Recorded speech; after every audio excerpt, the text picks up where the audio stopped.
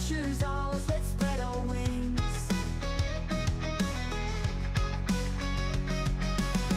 Onward we run through the great unknown, chasing the stars, making them our home. Adventures rise with the break of day, a brand new world is here to stay. The mountains echo with the roar, each heart beats to it, asking for more.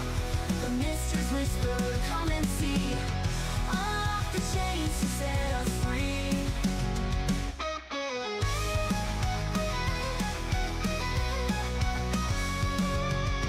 The sky bends low, the rivers flow through valleys wide where courage grows. No fear can stand, no chance to fall. The future calls us, hear it all.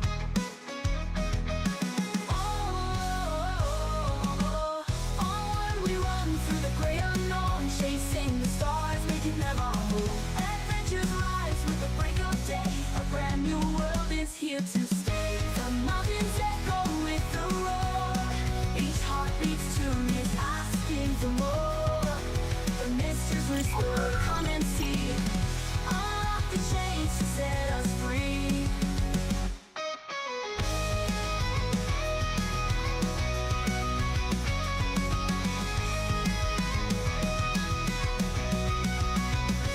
Along we run through the great unknown, chasing the stars, making them our home. Adventures rise with the break of day, a brand new world is here to stay.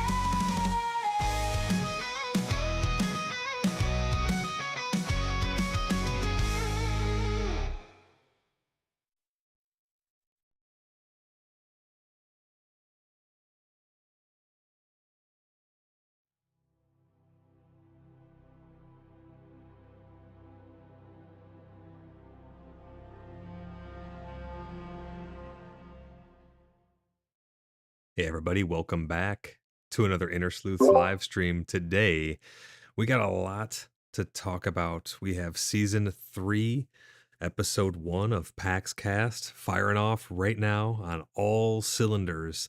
We are all hands on deck in PAX Day. There's a bunch of people over there right now having a bunch of fun, testing out all the new systems, getting to know the new world around us. For those of you who don't know, we have picked a new location to start building, and we had to pick a new server. So we are now on the US East, and the only server that's in the US East is Apollo. Unfortunately, as many of you know, there is no longer a roleplay server, so that's that, unfortunately. But we're here to help test the game, to help get it into a good state so it can release. They say it should still be able to release this year. Some people have their concerns about that, but I want to hear from you guys. That is what this is all about here on the channel. If you have anything in good faith that you'd like to add to the conversation, if you have any questions, comments, concerns about anything that we're going to go over today, please fire it off in chat. I love to hear from you guys. That's what these are all about. That's why we do these live. Havoc says, RP anyways? Of course. Absolutely, of course. But it's nice to have our own space. Huge shout out to everybody in chat. We got a bunch of people in chat already. We got Templar, Blimpy, Maven, Michael, Daniel, and Jess, Fadrill, Thrunai, joining the Sleuth Squad. Before the stream even started, I saw it pop up. Thrunai, thank you so much for your support. Guys, if you'd like to show your support for the channel as well, you can click that join button down below. We have 3 different tiers you can choose from, and that's how I'm able to bring you guys unbiased news. I will criticize things that need to be criticized, and I will also praise things that require praise. I like to think that I'm pretty fair with my assessment of things. I like to look at them realistically and compare them to other things in the market. I like to analyze all the different features of the game and compare it to different things so that you can best decide where your time is best spent. So Thrunai, thank you for becoming a channel member of the Sleuth Squad variety. I really appreciate you, brother. Thank you so much. It really does make all the difference. That's why I'm able to do these, honestly, and run the community and host the servers and do all the things that I do. So thank you so much for your support. Marshlow Gaming says, is Blood Brothers recruiting? Always. We're always recruiting. We never stop recruiting. We never will stop recruiting. Cheeky Buggers United is a community first and foremost, and that's what Blood Brothers is a part of.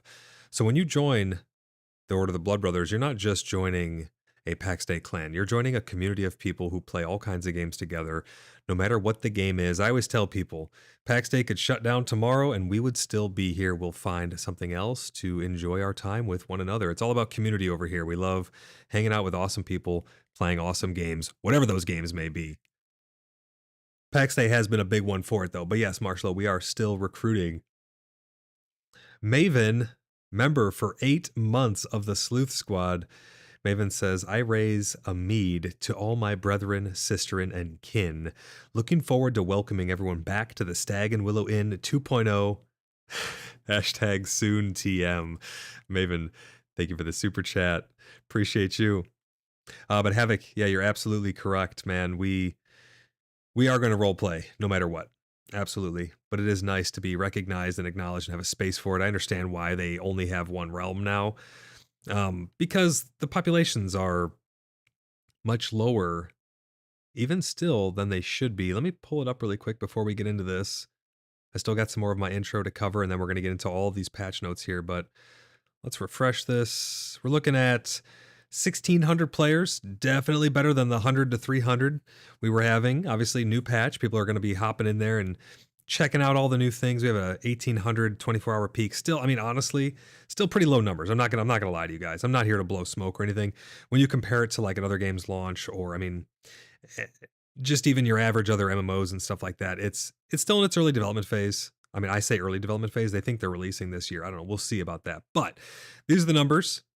Take them for what it's worth. We got 1,645 players right now, 1,826 24-hour peak. Rick, thank you for becoming a member of the Sleuth Squad. I appreciate you, Rick. You guys are on fire today with the memberships. I love it. Guys, the memberships are the main reason why I'm able to do these. I did want to talk to you guys about something as well. I want to hear from you about how intrusive ads are on not only my live streams, but also on my videos after the fact. YouTube is changing a lot of stuff with their ad monetization, and I am on the brink of just turning off ads on my channel altogether, but I don't know if that will fix it. I'm trying to find out the best way to do that, and channel memberships are the #1 way for me to be able to do that, but I'm trying to find out how intrusive they really are. I turned off mid-roll ads because after the channel first got monetized, they started doing mid-roll ads right into my streams, and it made for a very jarring experience. I found out how to turn that off. Every time I start up a stream, though, they try to turn them back on, so it's kind of a pain in the butt there, but I'm trying to assess that. So let me know over on Discord, shoot me a message, let me know in chat, whatever it is. Let me know how intrusive the ads are. Do they play mid-rolls still during the streams? It should just be one at the beginning and end of the streams. And then how are my videos? Any of my past content, is it just littered with Swiss cheese of ads? Because if so, I'm on the brink. I'm really on the edge there because I don't want to do that. But let me know how it is, and we'll get that all sorted out. But Rick, thank you so much for becoming a Sleuth Squad member. Really appreciate you, brother. Again, click that join button, guys. Fidril says a rebirth, a new, and a rejoining. Overall, enjoying the new start. Yeah, we've had a ton of fun in PAX Day already. It has been amazing to get back in there with everyone. We pretty much have locked down the whole home valley of Bronnier. We're on US East, Apollo, Carries, Bronnier. That's where we're at, guys. If you want to come live by us, if you want to come visit us, it's getting pretty packed. The home valleys did shrink. They talk about that in this post here. A lot of this stuff is a recap of things that we already know about, but this is the full patch notes. This is everything that it has available to it. Plastic Jesus, how's it going? Plastic Jesus says major game pillars are missing, so until I see announcements of those, not confident in their launch timeline. I agree 100% with you, Plastic. I think it's missing some very basic core fundamental things still, such as loot mechanics. We still don't have loot mechanics. Sure, your party locks the loot, but we don't have round robin loot. We don't have share roll loot. We don't have party leader loot. We're missing a lot of features still. I'm hoping to see those show up during verse 3, because verse 3 is the last wipe. The final wipe, well, I say the last wipe, but this is the last wipe before the final wipe. The final wipe is going to be when we leave early access and go to full release. That would mean that this is a full game then. But I agree with you, Plastic, 100%. Pete, how's it going? Welcome in, Pete. Rick says, hang on, ad? Are you serious? Did you really get an ad, Rick? Did you really? Through says you're welcome. Thanks, Through appreciate you. Jade, welcome in, Jade. And says my video is running behind. Oh no. Yeah, guys, make sure that your live stream is caught up to live at the bottom of YouTube. Drag that red bar all the way to the right, and then you know that you're hearing me in real time. There is going to be a slight delay, obviously, but it's not too bad, really, normally when you're caught all the way up. Watson, how's it going? Welcome into the stream. I'm trying to catch up with all these chats here, guys, and then I'm going to get through the rest of my intro, and then we're going to hop right into reading some of these patch notes, because watch this. I mean, it's going. There's a lot. And then they got 2 posts on their website or on their Discord already about it also. So we got a ton to go over. We have a little clip to watch. It's going to be a long one, but buckle up. We're going to talk about all the things to see. Maybe you're on the fence about coming back. Maybe you're on the fence about buying the game. We're going to talk about all that here and let you be as well informed as possible. Marshlow says more players on the launcher. I'm not convinced about that, Marshlow. There is an API on servers that allows servers to report accurate information to Steam database. I don't know if they're utilizing it. You could say there are more players on launcher. Even if you double it, it's not great. It's pretty good. I was hoping 6,000 would come back. That's what I was hoping, because that would really bring it up to a new level of, it's still half of what they had at launch, but it would bring it up to a new level of what we've been used to. So we would still be at around half of that. But yeah, it could be showing all numbers. It could not be. I don't know if they're utilizing the API. Ange, remember for 9 months of the Sleuth Squad, sending us a heart. Thank you for your super chat message from your membership there, Ange. Really appreciate you. Templar says YouTube Premium, so no ads for me. I think Maven was talking about that. Yeah, the YouTube. Oh, that's what it is. That's what it is, guys. The YouTube Premium is changing. They have like YouTube Premium Lite and YouTube Premium now, and YouTube Premium is turning into YouTube Premium Lite. I'd have to rewatch the video that I watched about it. I follow a content creator who talks about all kinds of things like that, and he was talking about how the memberships are changing. Not the memberships on like my channel per se, but the ones that are associated with YouTube themselves. They're changing that so that you get some ads, but not all ads. Or I don't know, they're having like a 2-tier membership thing now for YouTube to try and extract more money from people. That's why I wanted to know how intrusive they are, because if that's the case and they're going to start doing that to people, I don't want you guys to have to buy YouTube Premium Plus just to not have ads be so intrusive on my videos and streams. So if that's going to be the case, I'm going to do the community a solid, and I'm going to turn off ad monetization altogether. I'll just disable it. I'll rely solely on the community for channel memberships if that's going to be the case. But I'll be monitoring that and trying to find out the best solution. Blimpy says, I'm okay with ads if it helps you keep making content. Well, that's the thing, Blimpy. Some people are okay with ads, but when the ads become too intrusive, it just becomes a shit show. So I understand that, a lot of people are okay with ads, some aren't, and it is what it is. But I'm hoping that the double tier membership thing doesn't become too much of a hindrance, because I don't want people to have a bad YouTube experience. I picked this platform for a reason, because Twitch has its own problems, but I picked this platform for a reason. And I'm hoping that they can deliver a much better experience to you guys, the viewers. Mascus says, have no fear. Levin is here. Great to have you here, man. Welcome in. Havoc, welcome to Junior Sleuths. You guys are just absolutely on fire today with the memberships. What is that, 3, 4 memberships already? We haven't even finished the intro. Tangia is still paused. Thank you guys so much for all the support. You guys are great. Watson says, Void, remember to hydrate. I will definitely need to remember to hydrate. You guys are going to have to splash me on Tangia throughout this whole stream, because it's going to be a long one, guys. We need to get buckled in. We already have 50 views here on the channel. We got over 30, almost 40 members watching right now. Welcome in, everybody. We're still getting through our intro. Have no fear. We're going to get into the patch notes here pretty soon. I'm just catching up with the community. I love to read your guys' messages. It's my favorite thing to do, is to interact with you. If I did not want to interact with you and I didn't care what you thought about, I would just put out videos and just pump videos out, right? But we do these live for a reason. Obviously, I still put out shorts. I still put out videos. We have music videos on the channel. We have role play videos on the channel. We got all kinds of stuff. We're going to be starting up a lore series, all kinds of stuff going on. But I love to read your guys' messages live. So if you're new here, please don't be shy. hop into chat, send me a good faith message. Hey, as long as you're acting in good faith, I love criticisms of the game and things like that. I love to talk about bad things in the game. I love to talk about good things in the game. When we talk about bad things in the game, it's coming from a place of wanting the game to be in a better place. We want to help the game to improve. I don't just, trash something and then not offer anything constructive from it. So keep that in mind. Plastic says they're still missing the religious system, the barony system, the regional PvP, etc. Even without the smaller features, these huge pillars are necessary to drive in the game economy. Again, I agree with you. I can't argue with you, Plastic. I agree 100%, man. Absolutely. I think what's really bringing people together, at least for us, is it's a lot of fun to come together and role play and build stuff and world build. We're using it as a platform to just enjoy each other's company.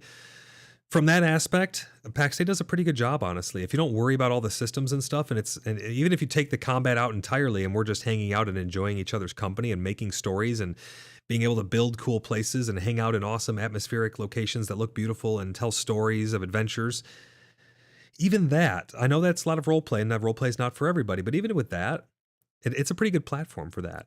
I agree with you, though. For me, role play goes along hand in hand with all of those other features. So I'm 100% on board with you. We need that for sure. Plastic Jesus goes on to say the raw material burn rate isn't high enough to sustain an economy of 500 plus people. They did increase the requirements of materials for everything, and stuff still breaks so fast. I mean, I went out and using my sword. We were at Inquisition camps for not even a half hour, killed, 50 mobs, and your sword's broken. So I understand that fuels the economy. We could have a whole conversation on economies and games and stuff. That's kind of a whole topic all on its own, which I'm willing to have. But I definitely appreciate your comments. I resonate with that 100%, Plastic. And I'm not here to blow smoke up anyone's bum. That's not what we're all about here, guys. If you'd like to join our community, I want to get this out of the way before I continue with your guys' comments here, because there's a lot going by. I want to get through this, get Tangi on, and get into it. But if you want to join our community, you could join Cheeky Buggers United. Type !Discord in chat now. That's !Discord in chat, and you'll get a link over to our community Discord server. We host private servers. We have a Dune server, even though the Dune launch has been kind of rough. The private servers from G-Portal have just been absolute trash. Just the worst customer service, the worst. And I've heard good things about G-Portal. I want to like every service until I'm proven wrong, and I was proven wrong. Their service is terrible. The uptime has been abysmal. I mean, we've had like half uptime, if that. And they're like, "Oh, here, have five free days added onto your account." And I'm like, "Well, we lost our 5 days of early access pretty much of the game, which we paid an extra $40 for to the developers to get that 5 days of early access. And now we have abysmal uptime at that." So that's a whole problem in and of itself. But we host all kinds of private servers for various different games. Icarus, V Rising, you name it, we can host a server for it and give that infrastructure to our players to be able to come together and have fun in any game, no matter what it is. If that sounds good to you guys, type !Discord and join our community. If you guys would like to join the Order of the Blood Brothers, like Marshlow, I know you were talking about, if we're still recruiting, we absolutely are still recruiting. We have a vetting process that gets swamped sometimes because we have to sit down. I sit down and chat with every single person, and we get to know each other. We let them know everything that we're about. We find out everything they're about, and we make sure that everything is all hunky-dory, because we don't want trolls, bad faith actors, or anyone like that slipping through the cracks and ruining the experience for us. I know it can sound like exclusive, but hey, if someone wants to act in bad faith and be a troll, they really have no place in the space. So we do the vetting process like that in order to keep things nice and clean and make sure everyone's having fun. Everyone is welcome to come and apply, act in good faith, and do the right thing when no one's looking, and you'll get in just fine. But we do sit down and chat with everybody. On the other side, from people that I've talked to, they love the system because it makes sure that everybody is getting along and there's accountability across the board. And if you'd like to join us and have fun in game, we have 260 something members now that are registered, tons and tons of members, really, really great people. Again, and everyone has been verified, proven track record of being good people. It's a fun place to hang out. Type !website. That'll take you over to www.cheekybugger.net, where you can submit your very own application to join the Order of the Blood Brothers. Let's catch up on a little more chat here before we unpause and get into these patch notes. Havoc says, a lot of people seem to think V3 brought the subscription fees with it. No, it did not. There are no subscription fees with V3. They talked about their subscription fees a little bit more, but it's not implemented yet. We know what's going to happen when they do get implemented, but we don't know how much they're going to cost as of yet. We can definitely talk more about that, Havoc, if you'd like to. Just let me know. Pickle, how's it going? Welcome into the stream. Pickle hitting us with a triple pickle in chat.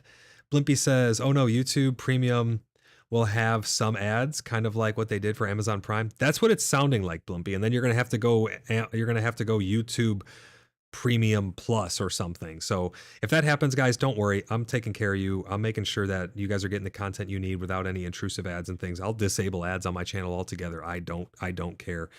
You channel members, you supporters, in every capacity, you guys are the reason why I'm able to do these, not because of those ads. Screw those ads. If I need to turn them off, I'll turn them off for you guys, 100%.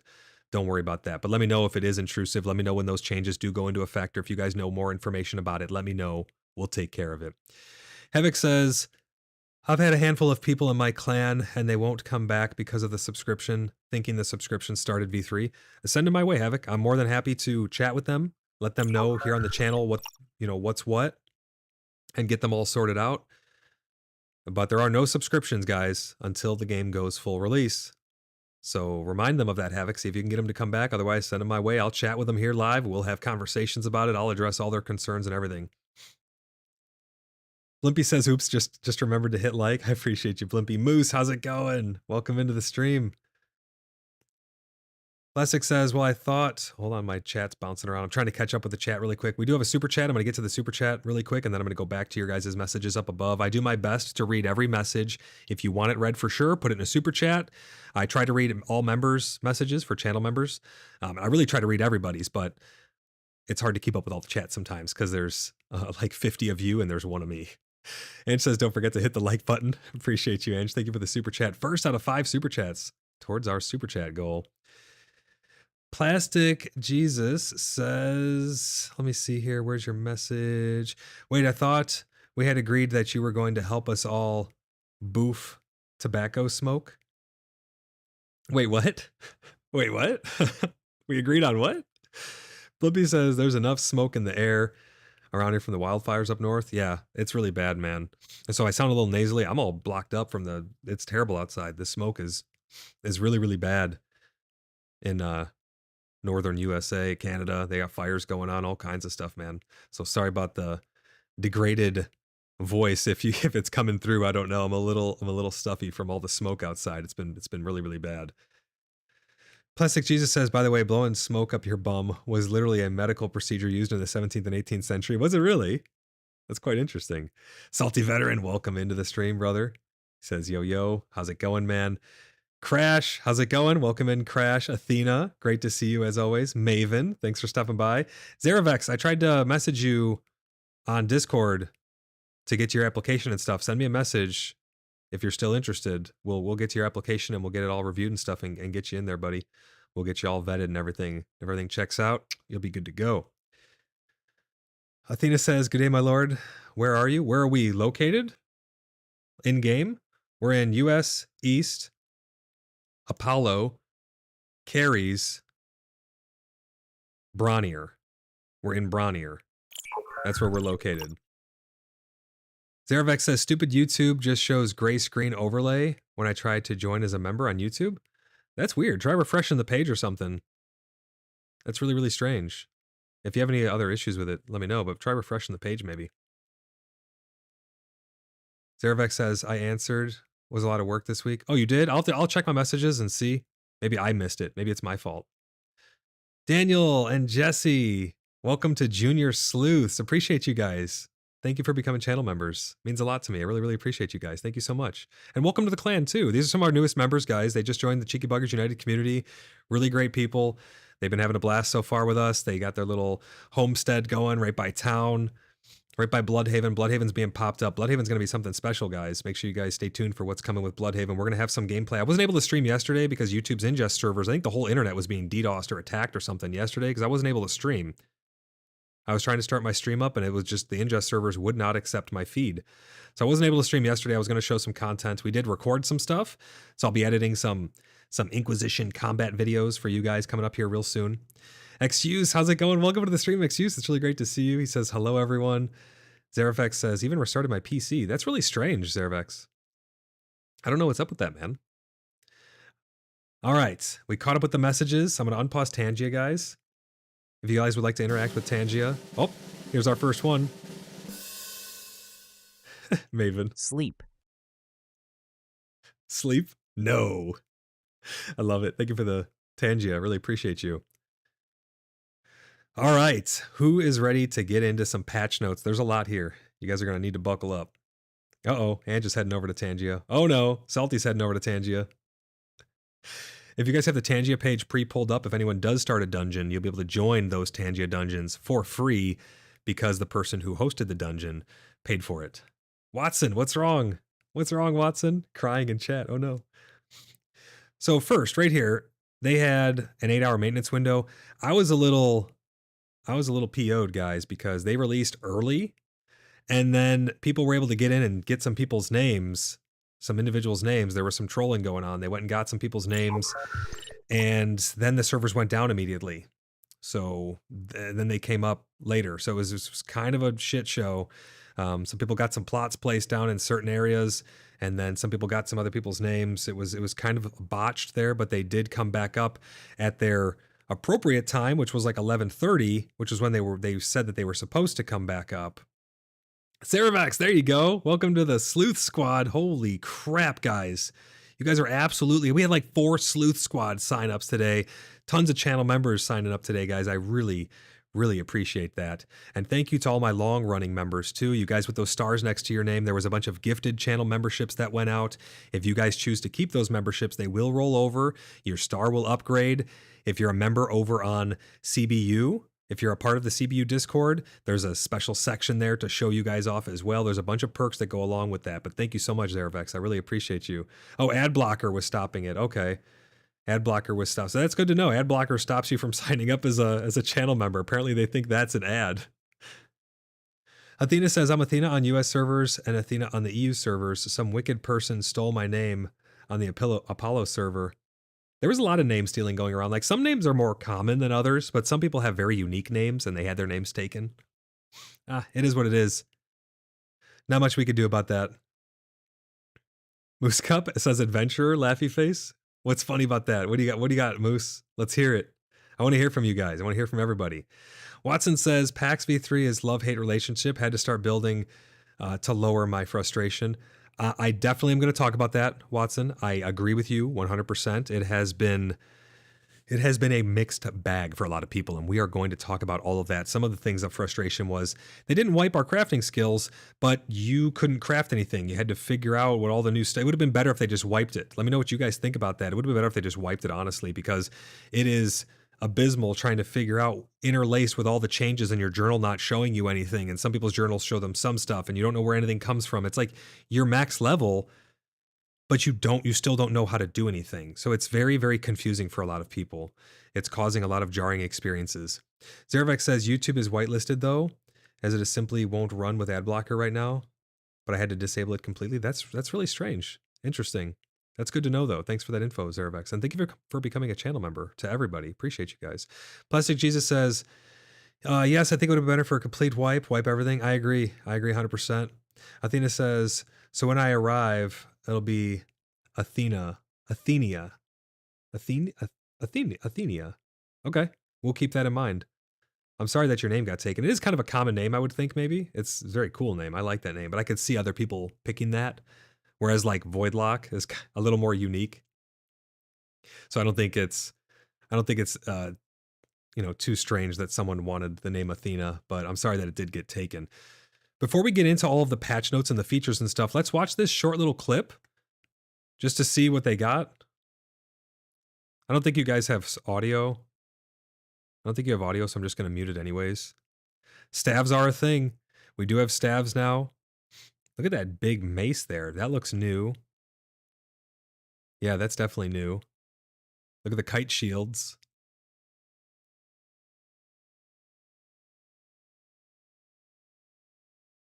"65 unique weapons and armor abilities." Yep, there is an ambush stealth ability. where you go invisible for a short while so you can do an ambush. It's pretty neat. I haven't tested it myself just yet. You have Tempest Command. You get to suck people in and chain them in place. We're going to talk about how this all feels in actuality. Divine Shield looks like it's reflecting some damage or absorb. It's absorb. It's an absorb. Yep. Overhook. That was kind of cool. He just launched that dude off the... He just launched that guy over the shelf. Netfall. Kind of a goofy animation on that, but I think it's a root. Detonation of Life. That thing's overpowered. That's probably going to get nerfed. Mark my words. The healing staves are really, really strong with that. That orb thing, that thing's kind of OP. We've had the grace for fast travel. That's not new to this system or to this patch. We've had that from last patch, but they're showing it off here. You can fast travel. You do have to find those spots. Yep, the new spawning zone. So these are what the new spawning zones look like. They have some basic crafting, and they're supposed to have some storage, but I haven't found that yet. I haven't really looked too hard though, because we went to go claim our land right away. There are camps out in the world too that you can use as little crafting outposts as well. They look like little campsites. The maps were completely overhauled. There's a bunch of new places to visit. A little more biome diversity. Yep, granite foundations. We looked at all of these. We got all these new wooden pieces and stuff. We've shown these off on the channel in previous PaxCasts. Goats. We do have goats. The Camois ghost or goat or however you pronounce it. There is skinning, although I don't really consider it to be a profession, if I'm being honest. You just basically need a skinning knife. There is levels associated with it and stuff, but it's not very... I mean, you just go up to animals and just skin them. It's more of a secondary profession coming off of leatherworking. The food did get nerfed a lot. You are more reliant on what you wear than your food. Your food gives small bonuses to stuff, but they are probably going to need to rebalance a lot of this stuff. But that's what they showed off in their little video clip here. I'm going to catch up with chat, and then we're going to get into the patch notes. Let's see here. So we have...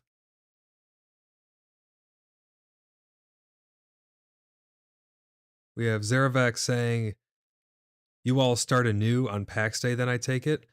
Well, we had to because they wiped the world. We still have our existing characters, Zaravac, but they did wipe our weapon skills. We now have armor skills.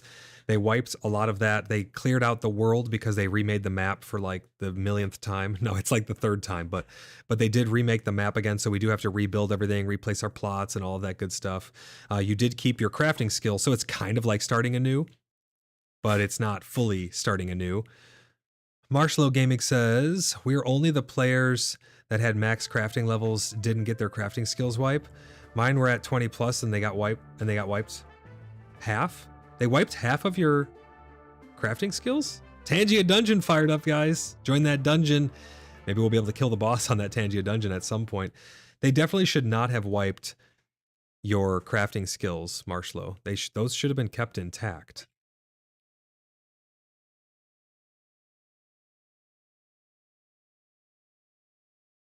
Sorry about that. 1 second here. Let's catch up on some more chat. Daniel and Jesse say Athena would be nice as well. Oh, for her name since it got taken. Yeah, that's super disappointing when a name gets taken like that. Maven says, are you going to build nearby again? For Joel and I are on the road heading north of Bronnier.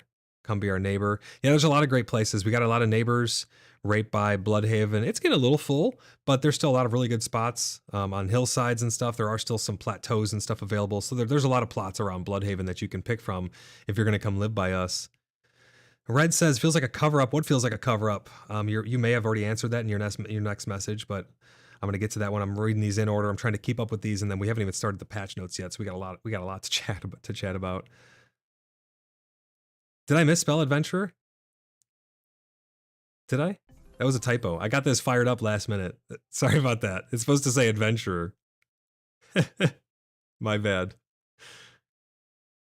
Blimpy says, I need to come down and visit the new town. It's called Bloodhaven again? Yeah, it's Bloodhaven. Yep, it is Bloodhaven.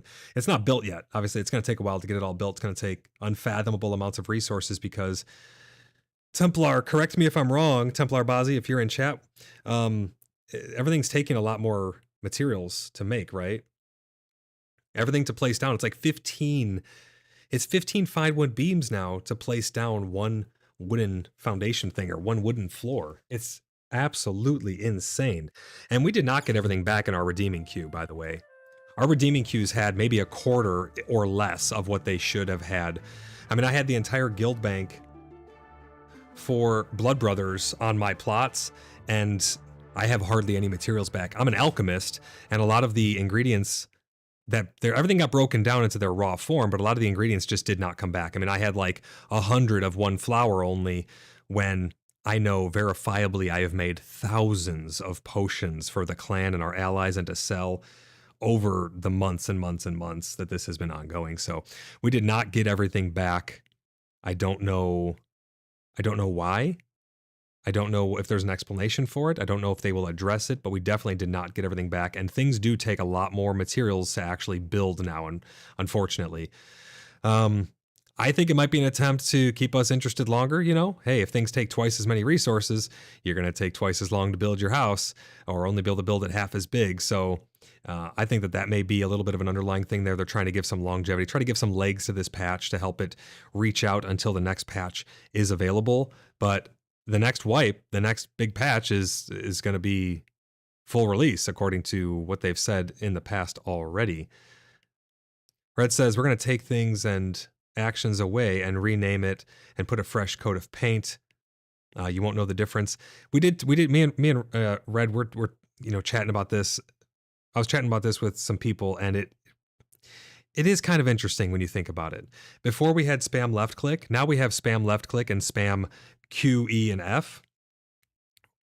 And they do the same thing. They do damage, right? So now you have 4 things you have to keep on cooldown rotation as opposed to just the one. You used to have like every third or fourth hit would do a power hit. That's like basically your Q. Now you have an E and an F that you can push also that don't have any other implications on combat other than to be damage output per weapon. Each weapon has a different like animated attack. So there is more buttons to push, and I'm happy about that because I like to have buttons to push in my MMOs. But they don't have any other special impact. Now, you do have special abilities and stuff attached with your armor, and we can talk about those for sure. But I kind of agree with you there, Red, on the combat. LX says, no point implementing storage because everyone that bought early access have their plots. Well, I mean, you're not wrong. You're definitely not wrong, but I'm just talking about what they had said before, that they were going to have storage on those Petra days or something like that up at those places. Maybe they're, once it goes full release, they'll do that because then people won't have plots. But I was just letting people know that that does not exist yet, as far as I can tell. I'm really behind on chat. I'm trying to keep up with you guys. If I do miss your messages, bear with me. You'll have to put them in super chats. I'm doing my best to get through all of them, though. Ange says the goats are so cute. You can skin the goats, absolutely. Plastic says the HP rework is basically just adding a 0 to everything. They did just increase the pools. Yep, the numbers are bigger for damage and the numbers are bigger for health. They probably changed it for a reason. I'm not too sure. It's probably just to make it easier to rebalance, because when numbers are too small, it's harder to balance too. You need like a sweet spot. When numbers get too big, it is inflated, like in World of Warcraft. After 4 expansions, you'll have numbers that are just hit for 10 trillion damage, So a number squish is always nice, but they seemed to expand their numbers probably to have a little more impact on screen, make the numbers a little bigger, easier to see. Something like that. I'm not too sure. Athena says, of course, my lady, I spawned in down because there was no stream. I reached Ardbog yesterday and you're on your way. Save me a spot. Sounds good. We'll save you a spot for sure. Gwydion says, how do I partake in Tangia? There are multiple ways you can partake in Tangia. You can type !Tangia in chat, and then you'll be able to have a link that'll take you over to the page where you can submit your own dungeons and or your own memes and stuff. Otherwise, if you just have it up and you want to partake in someone else's dungeon, you just click join at the top of the screen. You have to log in, I think, though. Red says, let's not talk about our heavily taxed item queue. Oh yeah, I did mention that already. Yeah, they took a lot of things from us for sure. Zervex says, what server are you lot on? We're on US East Apollo. We are in Caries and Bronnier. That's where we're located. Yeah, I know I spelled it wrong in the title. I threw it together real quick because I wanted to get this stream up. I just got back from the dealership trying to deal with some weird malfunctioning part on my truck. So I just got back, threw it up because I wanted to be able to chat with you guys here this morning. Templar says yes. We kind of guessed we have to use about 160,000 stone and 80,000 clay before I started this morning. Oh wow! So we've already gone through 160,000 stone and 80,000 clay. So things are verifiably taking more resources than Templar. I take it. Red says my personal stash of tattards went bye-bye. Yeah, a lot of people lost a lot of stuff. I mean, we have quite a bit of tattards that came back from the guild bank, but it was like a quarter, if not less, than what we should have gotten based on all the stuff. I mean, and I'm okay with that. Like if they would have said across the board, hey, you're only going to get 25%, but they didn't say anything like that. Yeah, the redeeming queue was definitely taxed. But even then, it makes kind of no sense because certain things, like I have a ton of flowers, right? And those flowers should have mostly come back. But I mean, some flowers I only had 100 of when I know I had thousands because I made unfathomable amounts of potions to level up. I mean, you guys seen my way early streams and stuff for verse 2. I had so many flowers that I had to pick and turn into things. Altered Ego Gaming with our 2nd out of 5 super chat towards our super chat goal. Altered Ego Gaming says, tuning in, whole I should be working. So you're tuning in, but you should be working. I appreciate you tuning in. Great to have you here. Pgrow420, welcome into the stream, brother. He says, so what's your overall take on the update? It's the most ambitious update PAX has ever seen. It definitely is the most ambitious update PAX has ever seen. Is it the most ambitious I've ever seen in a video game? No. Is it the most groundbreaking? No. I'll give you the rundown for people who I want to respect your time. For people who want to go through all the patch notes and hear all the nitty gritty, you guys can definitely stick around. But on the outset, it is a great patch. It's in the right direction, but it was 6, 7, 8 months, however long in the making, and it's not enough to bring the game to where it needs to be for full release. It is a big patch, though. The new build pieces are great. We need more of them. The new combat is interesting and does add some more flavor to it. It is more to do, but we do need more. We need a loot system. We still need a lot of basic systems. I would say if you already have the game, Pgrow, I would hop in, check it out for yourself, spend a little time in there, decide for yourself if it's worthwhile or not, or make sure you're subscribed to the channel. I'll be doing some more live streams maybe later today. Maybe I'll do a dual stream today. We will be hopping on and streaming tomorrow. We're going to be showing off a bunch of gameplay. We got a bunch of RP kicking off and all kinds of fun stuff. Come and join the Fellowship of the Free Cities, guys. We have several clans that are signed up for the Fellowship of the Free Cities. It's the RP hub in PAX Day. Now that we no longer have an RP server, Bloodhaven and the Fellowship of the Free Cities is going to be the RP hub of the game.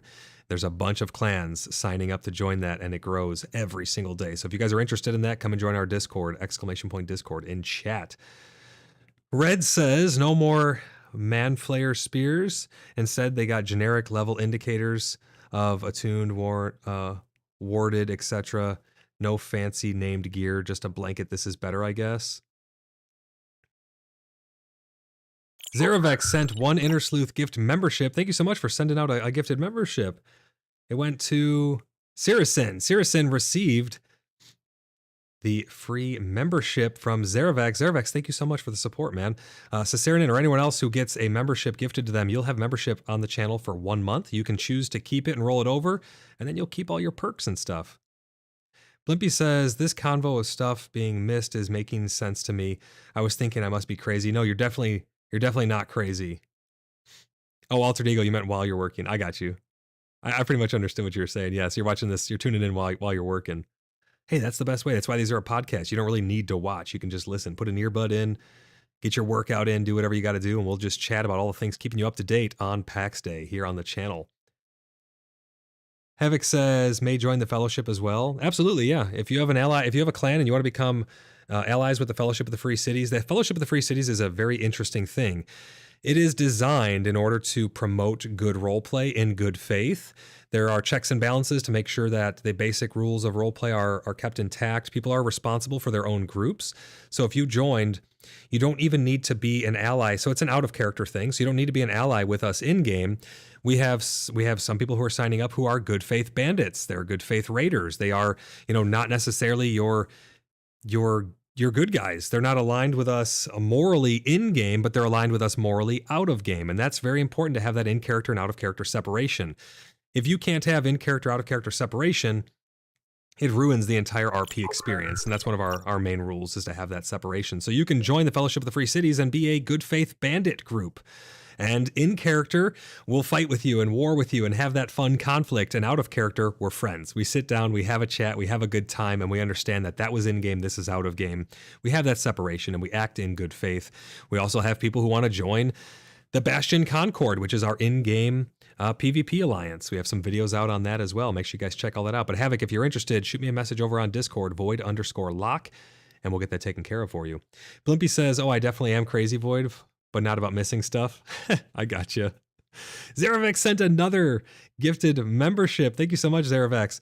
That went out to Alter Ego. Hey, there you go. I don't think you get to pick where they go. I think it just sends one out to an eligible member. So make sure you guys are eligible. You can click join for free, and then you'll be able to see the options where you can make sure that you have receiving memberships enabled. But Zeravex, thank you so much for sending another gifted membership. Really appreciate you. Okay. Let's get into, I'm going to look over at the notes here now for the patch notes. We're going to be looking over here and going through all of this. So if some chat gets missed, guys, apologies. Put it in a super chat. I'll get to it. Channel members, I'll do my best. I can see off the corner of my eye the chat here. I'll do my best to keep up with it, but we're going to read through these patch notes now. So here is the overview of the new features. We have World. The world has been resculpted with an increased number of plots per province, not per valley, not per home valley, but per province. And the reason that is because they increase the number of home valleys. So the density in provinces is increased, and the density in the home valleys is increased because the number stayed the same, but they shrunk. So thus you have higher density. They say there are now 10 home valleys per province instead of 6. So we have 4 more home valleys within these provinces now with new names.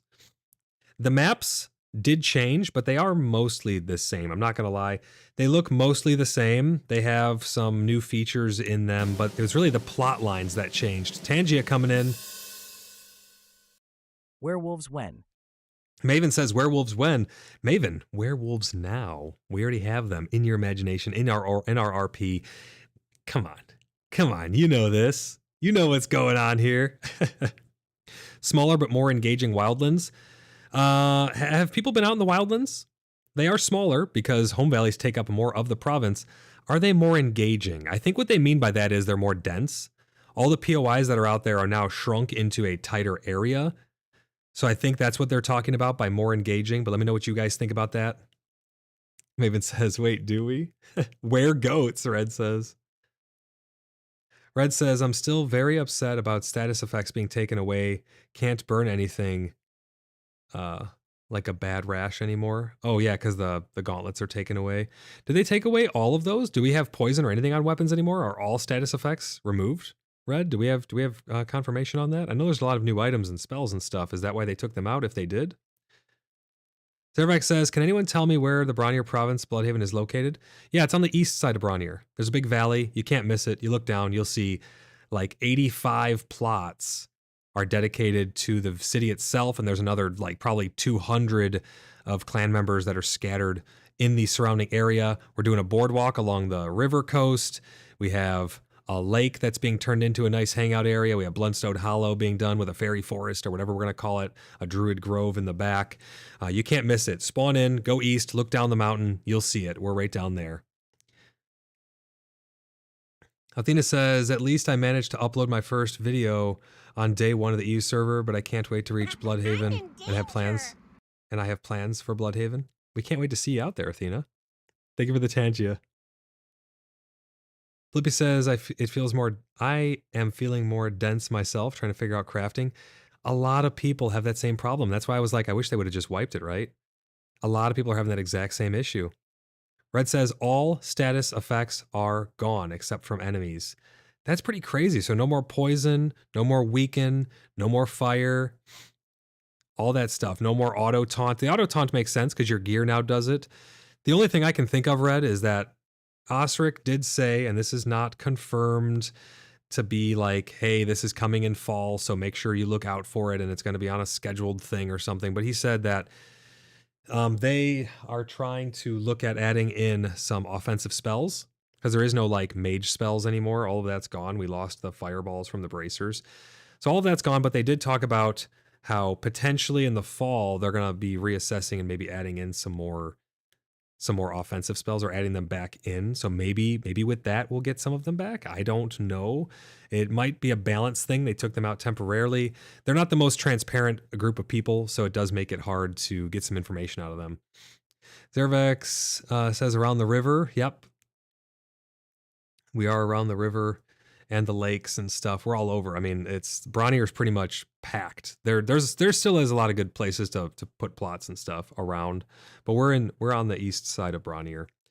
Watson says, and my plot has the best view of the entire city. There are a lot of good views from up on top, but yours is definitely a good one, Watson. Red says armor shed is now Q. Armor shred. Oh, so the Q attack, they do have effects then, Red. Is that what you're saying? Ostrich owes me a kiss on the mouth. Oh my gosh. Red, so you're saying that Q does an armor shred? Is that for all weapons? Is it a specific weapon? Because from my understanding, I didn't see any status effects get applied to them when I used Q, E, or F. I didn't really notice anything get applied other than it just did damage. Payment says, I feel like Fireball went to staves.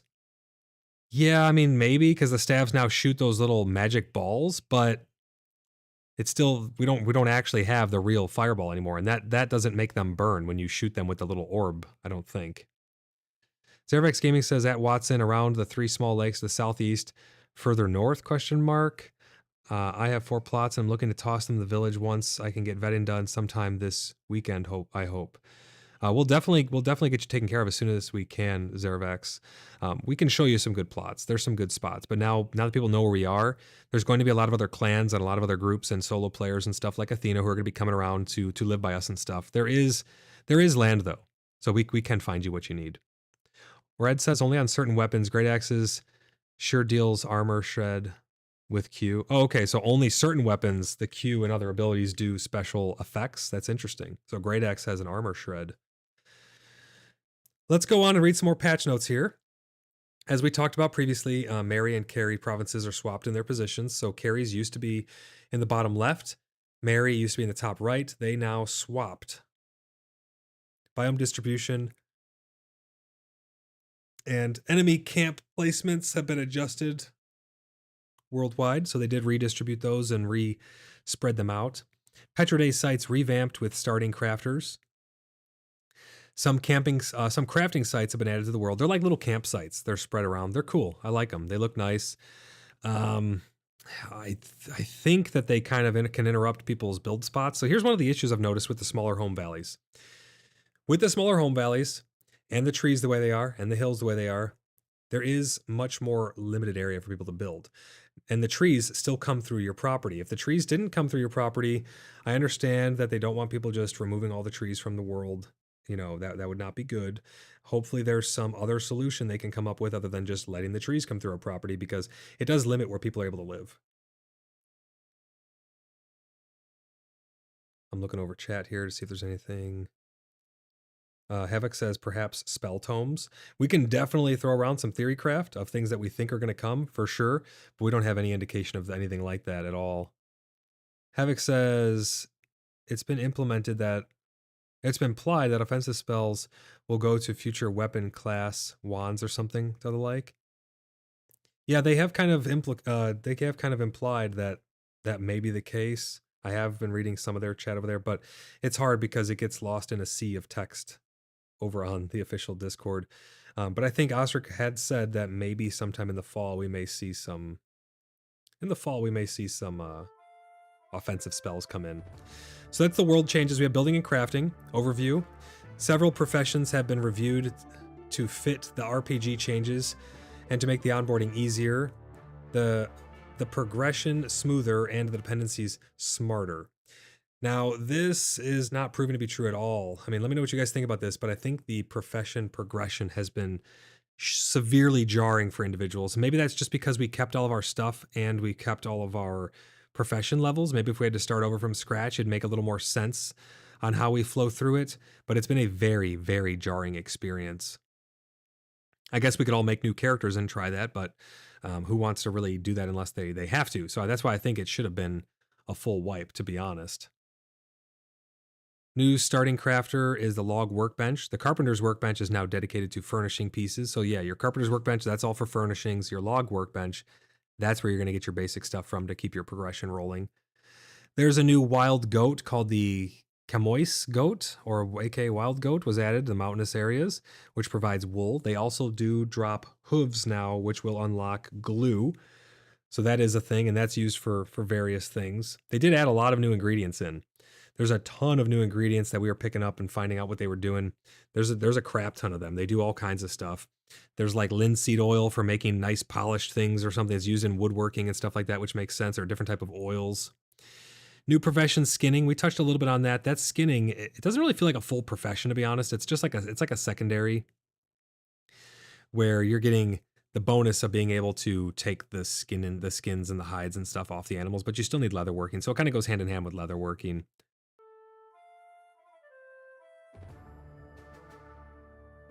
It's pronounced chamois? Really? Chamios? Or is that just chamois altogether? Chamios? Or just chamois? Interesting. I did not know that. I'm terrible with pronunciations and all that stuff. Red, the veterans are marked with the skull, by the way. So that skull that you were experiencing, that was a veteran. So there's level 1, 2, and 3 enemies now. And then there's skulls. And when you kill something, you do share experience. Limpy says, I probably did not build right next to the... You built next to the crafting campsites, actually? How close can you get to them? Is it pretty close, or do they cut up the world too much? Plastic says it's French. Chamois? Oh, okay. Just chamois. I'll never remember that. I'll do my best, though. Flippy says in the US and Europe and Canada, it's chamois? Chamois? I don't know. It's a wild goat, guys. There's a goat. Chris, welcome in. Chris says, I wonder if they're going to revisit the founders' rewards upon release. Get the impression that many founders felt burnt by the single free month, which is basically the same as new players. Yeah, I mean, we get the exclusive crafting stuff, but yeah, you basically just get 1 free month for your tier. I don't know, man. We've been through the ringer with these wipes and stuff, helping them to get this nailed down, and I definitely advocate for more time, more grace on that. Maybe something a little better for all of us. I don't know.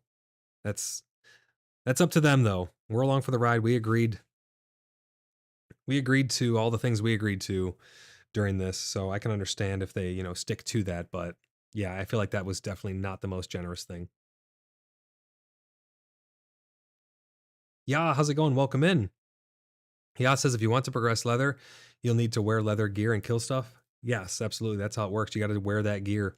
And we are going to talk about that and how that feels and how it is in practicality in game with having all the different sets that we do have now. But I'm going to grab a drink of water and we're going to continue through these patch notes.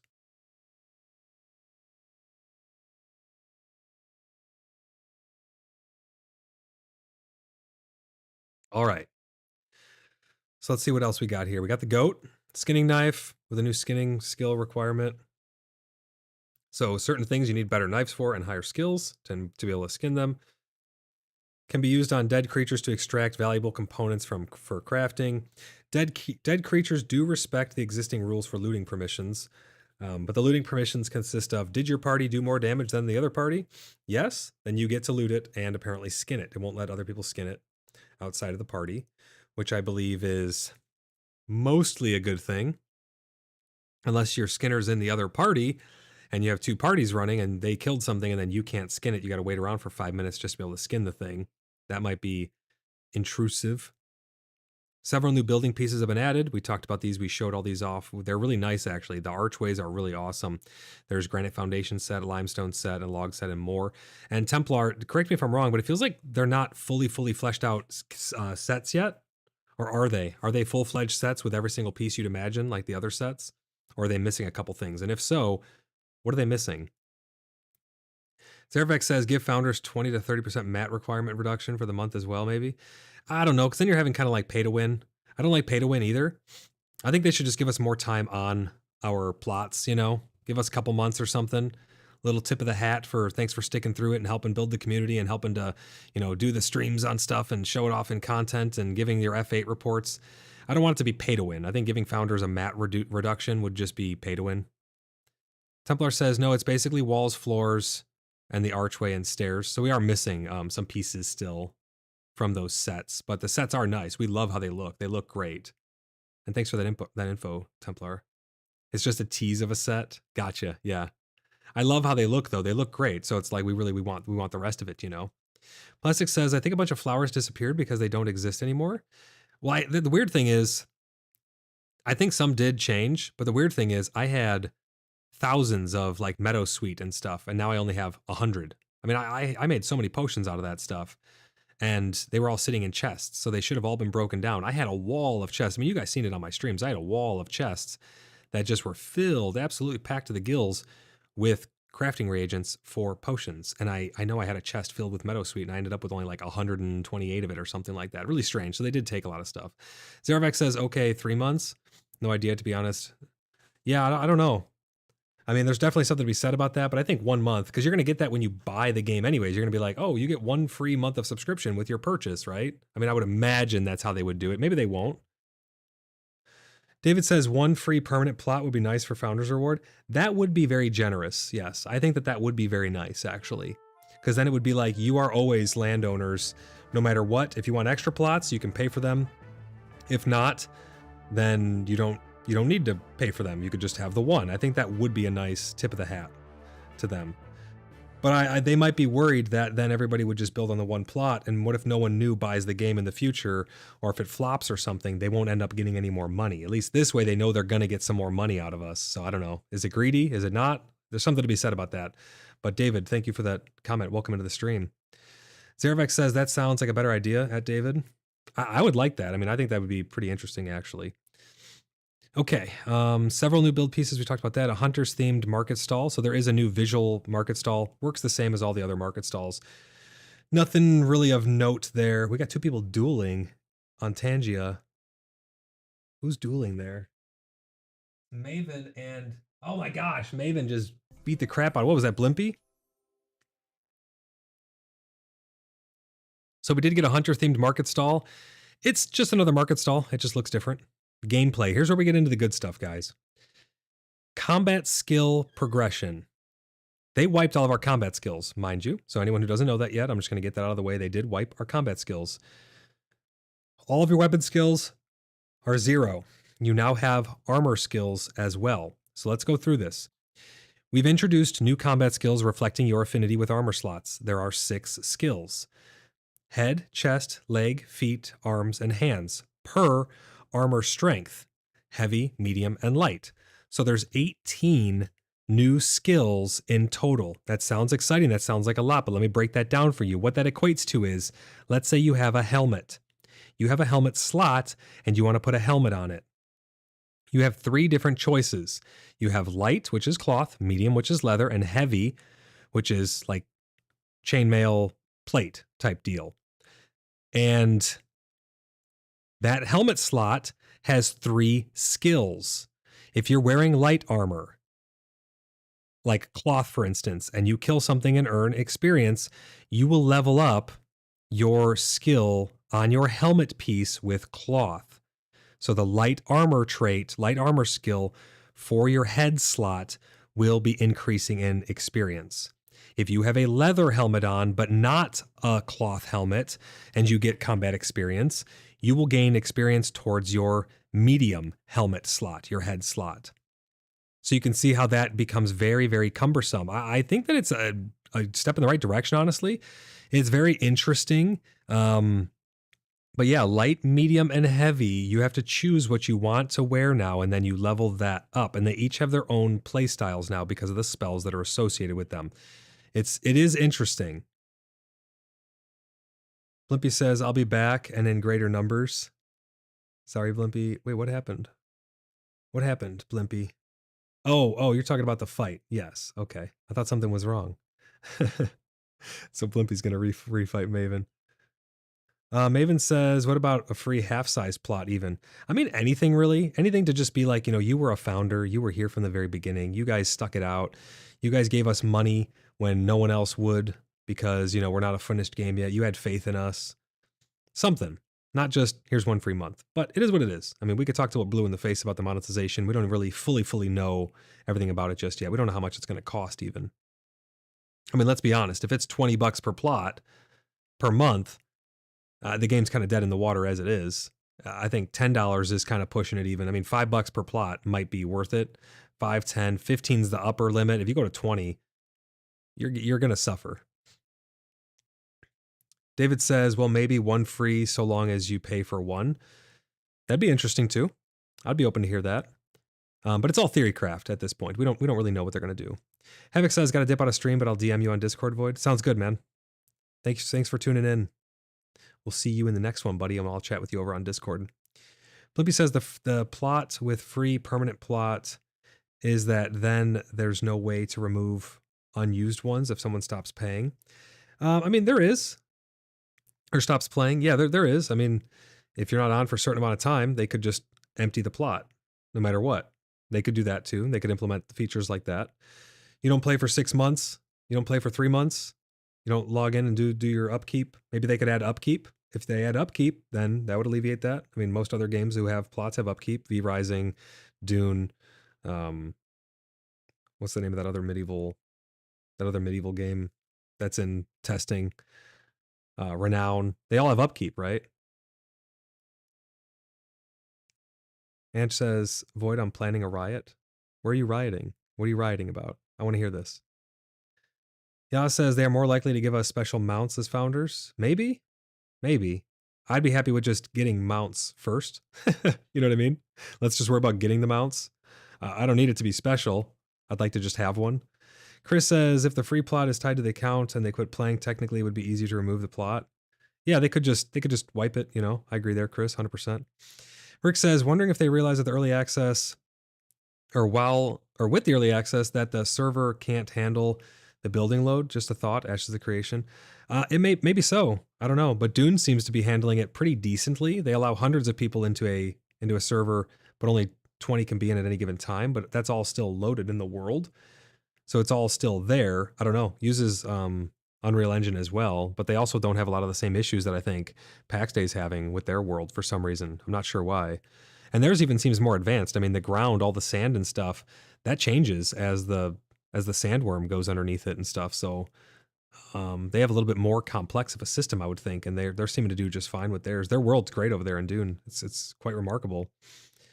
Now, if they could just get the server shit together, then we'd be off to the races. Plastic says, I just want a canoe. Give me a canoe. That'd be awesome. That'd be really cool, man. Being able to go down the rivers, go fishing off your boat. A lot of things like that we're missing still. And says, we are taken to the streets or something because these pickaxes are wearing down too quickly. Is it still abysmal? I mean, I know that my sword and my durability of my gear and stuff was absolutely abysmal. They said they did something about it, but I guess maybe what they did was make it worse. I don't know. So that's what they mean by all of these combat skills here. There's 18 new combat skills, but they're all associated with your head has 3, your chest has 3, your legs has 3, your feet have 3, arms and hands 3, 3, 3 for all of it because you have heavy, medium, light.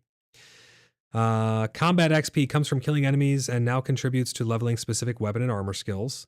So just killing something will level up your shields and your armor. You don't have to get hit or anything like that to level that up. Combat XP gains now appear as floating numbers near the character, similar to damage indicators. So every time you kill something, it'll say 15 XP or whatever. Killing harder enemies generally means they grant more experience. There are tiered 1, 2, and 3 enemies, and they do offer increasing experience, as well as the veteran enemies offering more for your party. Party experience shares experience depending on the type of enemy killed. Veteran enemies, now shown by a skull icon in their nameplate, are meant to be killed by full parties. Normal enemies are meant for solo or smaller groups. Blocking. One-handed weapons can no longer block while holding a shield, or without holding a shield. So once you have a shield, then you can block. You can't block by itself, but two-handed weapons, I believe, still can. Improved responsiveness of blocking in certain situations. Yeah, I could see that. It is pretty snappy to bring your shield up. The combat overall does feel a lot more action themed, but like Red was saying, it's almost like you have 4 buttons to spam now as opposed to 2, or 1, I mean. You're no longer just spamming left click. Now you spam left click, Q, E, and F because their cooldown is so short. You're clicking them so often. It's like you're just button mashing them. But the spells that get added from the armor, those are a nice change. Unfortunately, you still can't just hold down left click to auto attack, but hopefully they add something like that soon. And says, wait till you try the steel pickaxe. You're going to shake your head. Is it pretty trash? It breaks down super fast. It may be a bug. Do an F8. We'll make sure they know about it. Zervax says, still running around like a headless chicken looking for people. Almost got ganked a lot by ghosts on the top of the mountains. Oh no. Oh no, man. Red says, I hit level 17 in 2 outings. Still pissed about only being able to stack 5 carcasses. Yeah, that's kind of abysmal, only stacking 5 carcasses. So the stacks of carcasses went from 50 down to 5. Red says R void, not E, it's R. Is it R and F? Is it QRF, not QEF? It's QRF. I can't remember exactly which ones they were, but yeah, I think it's QRF. I think you're right. New gear and weapons. Reduce the number of equipment slots. We've reduced the number of slots specifically in areas where armor types didn't have an item available in those slots. So what they're talking about is like if a headpiece didn't have like a cloth thing or something, they were reducing those down to only the main slots. So for pants, like the over and under pants or whatever, not all of those had corresponding pieces associated with each type of armor, light, medium, and heavy. So they reduced down. That's why they reduced the number of slots. You only have 1 leg slot now. You don't have like kneecaps that you wear over your pants anymore. QRF, Red says. Yeah. Quick reaction, forced spam. Maven, thank you for the Tangia splash. I'm hydrating right now.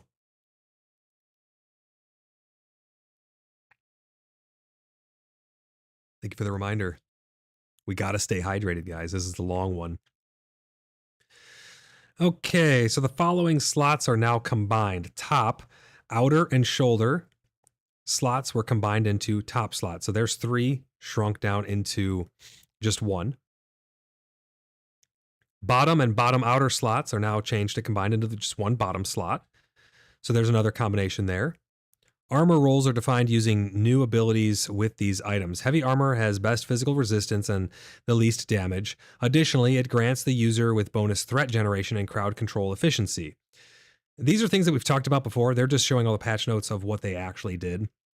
So the heavy armor is dedicated to tanking pretty much because your damage output is going to be a lot lower. You do have higher healing received. So when people do try to heal you, you will get more healing from that, which is great. And they have a little more crowd control availability there. Medium armor has average survivability and decent damage output, making it an ideal choice for physical damage dealers. They do have things on leather that you'd think, like stealth, like the ambush or whatever. They have some mark for death abilities and some pretty cool stuff. We're going to show all this off in our next stream. Light armor, clothing, is the best magical resistance. Maven, thank you for the Tangia. Light armor has the best magical resistance and best damage, but the worst physical defense values. Additionally, it gains a bonus to healing. So again, you're going to be wearing cloth. You want to be doing healing, using those staffs, chucking out a bunch of different heals. Each armor item in the head, chest, and feet slot, or legs and feet slot, have a spell, even on the common crafted items. And this was nice. We liked that because it was interesting to just throw on basic stuff and have buttons to push. It wasn't just like, well, you get armor resistance, but you don't get to do anything right away with it. We threw on the very basic leather and we were pleasantly surprised to see 4 abilities.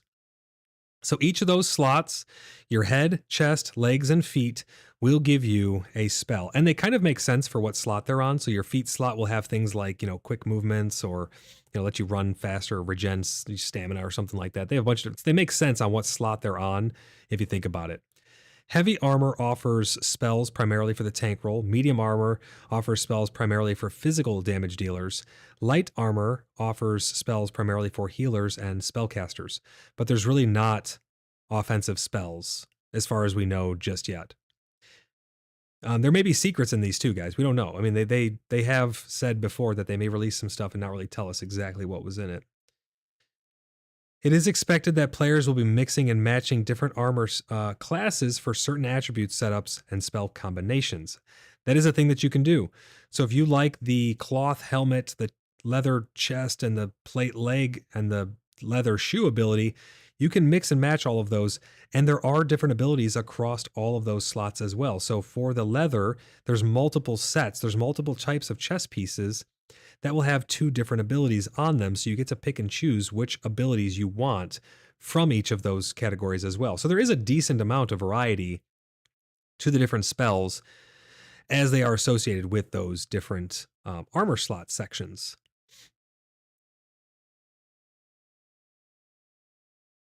Next, we have item power. Items now have a minimum skill requirement to use. So, for instance, the very basic stuff, you can throw it on from all 3 of them: plate, leather, cloth. You can throw them on as long as they're the basic stuff. They have then level 10, I believe, probably 20, and then probably 30, and maybe there's one at max level. I'm not sure. But they have these intervals as the armor gets better and steps up in its skill requirement, it has better stats on it. So you're going to have leather chest piece for starting. You have a couple of them. Then you have the leather chest pieces. There's a couple of them, I think, at the level 10 mark. So you must reach the level 10 skill for your leather chest slot. Your medium chest slot skill must be level 10 in order to wear the level 10 thing. And this is where it becomes cumbersome for a lot of people, because what if you just want to test these things out? It's forcing you to level all of these weapon skills or all armor skills for all of these different slots, right? You're going to have basic armor for all 3 of them, wear them all up to level 10, and then you can put on the level 10 stuff for all 3 of them and swap them out and test them. So it's going to be a lot of experience required. They're really wanting you to focus in on one type of playstyle. The problem I have with that is, what if you don't know about the different playstyles at these different intervals? What if you don't know what the max leather has to offer, and if it's something that you want to go for? You could be leveling up something that, and then change your mind on your identity later down the road, and you got to start all over with your experience. So it's a little bit cumbersome. I do understand the system and why it's there. I think that it will add for a more variety and more interconnectivity between those armor pieces and stuff as you mix and match them together. But it is a little cumbersome to have all of those 18 skills that you need to level up, and you can only level them up 4 at a time, essentially. Well, 6 at a time, because you have your legs and your gloves as well, and your bracers.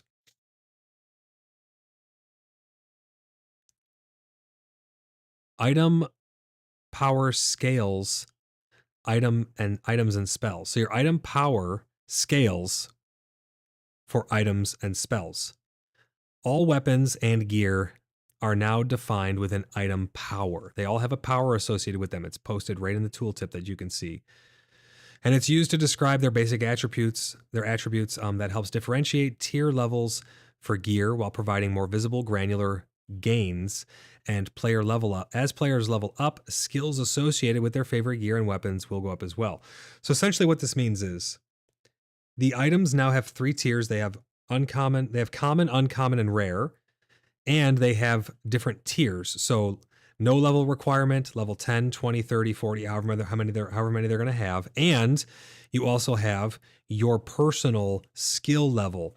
All of that comes together to determine how much damage you're going to do with that piece of equipment or weapon. All of that goes into it. Egbert, how's it going? Welcome into the stream. Egbert says, yeah, I'm trying to figure out the armor combo to simulate a paladin. Yeah, and it's going to be interesting to try and figure that out for sure. Like, having all of that available to you is exciting.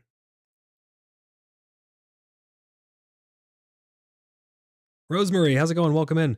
That seems like a lot. It is a lot. And it's going to require a lot of experience to really dial in and figure out which combos you're going to like, because maybe, you're just really not digging the high end stuff for plate or something.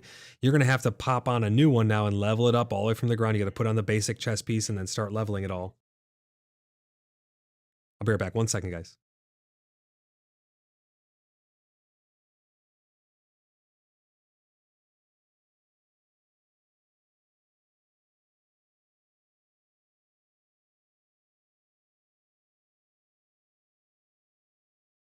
All right, I'm back. Sorry about that.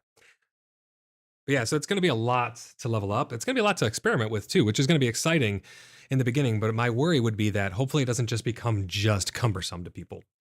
I don't want it to just become some big, grueling task like it has become to place down building pieces now. Because now the requirement on building pieces got exponentially higher. So that's what I'm worried about. I just realized I never started up my lo-fi music for these, so we're gonna chill out with some lo-fi in the background there. Let me know the volume on that, guys. It should be good though. So where did we leave off over here? We talked about the item power, and then here's the item quality. So item quality and tier level influence gear based on item power. So you can see how all of this comes together to determine how much damage you're gonna be doing with different things. Character skill level further influences the power, just like we talked about. So it's going to increase your abilities and the damage output of your weapons and things like that. So all that's going to come together to determine how much damage you're going to be doing. New spells on armor items. So here's a bunch of the new spells. There's a lot here. If you guys have any questions about any of them, let me know. We'll go over them more individualized for you there. But they say list of spells per wearable. So we have Heavy Helm. Mental Fortitude makes you immune to displacement. I'm not sure what displacement means. I think that means maybe you can't be hooked with that hook ability or something. Maybe that works in PvP. I'm not too sure, but it makes you immune to displacement effects and increases your crowd control resistance by 25 for 20 seconds. So it increases your resistance to crowd control, which means that it probably would have to be used preemptively, if I was to guess. Quick Remedy is on a Heavy Helm as well. So you have 4 options, it looks like, for different Heavy Helms. So there's 4 different Heavy Helm abilities here. Quick Remedy increases healing received by 25% for 10 seconds. Heal yourself and allies in close proximity by 170 health. So it's a little bit of a health recovery, a little bit of an emergency boost there.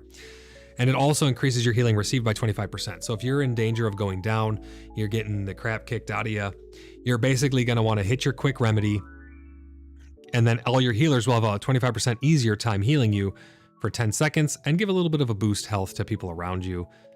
We have Roar, generate 50 aggro towards all enemies in a cone in front of you. This is one spell that we've already had in the game before. They're repurposing it onto this helmet here. Gain stamina over time based on how many enemies were affected. I think that's new. So as you use your Roar, you're not only going to generate aggro, but you're also going to have that. So now they're most likely going to be attacking you, but now you're also going to regen your stamina, which will make it easier for you to block. So it's going to be, again, these are all tanking abilities here.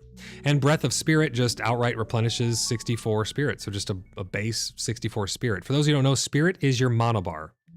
That is your mana or your energy, so to speak, from other games and stuff like that. Your stamina is only used for running, jumping, and blocking, as far as I can tell now. And your spirit is used for all of your weapon special attacks, which I find kind of interesting, because again, those are your normal attacks there.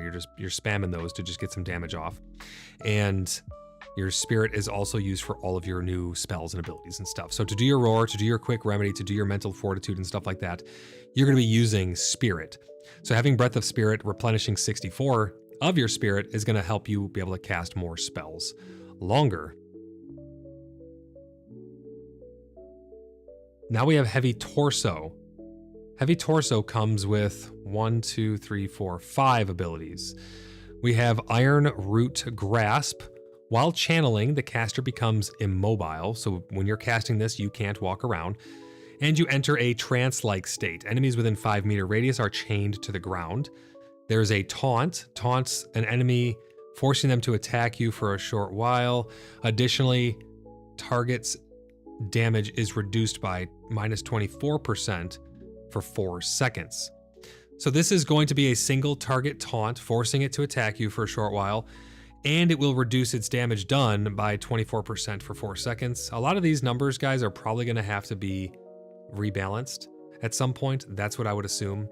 Wind Lash, pull an enemy towards you and cause them to become chained for 2 seconds. So we saw that in that opening video there. You basically cast this, it's going to pull. It looked like it could do multiple enemies, but this here says single. It just says enemy.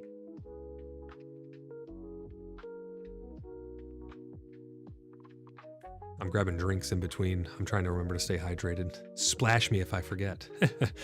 But Wind Lash basically pulls them towards you, chains them to the ground so they can't run away. We've noticed some issues with mobs AI they will reset.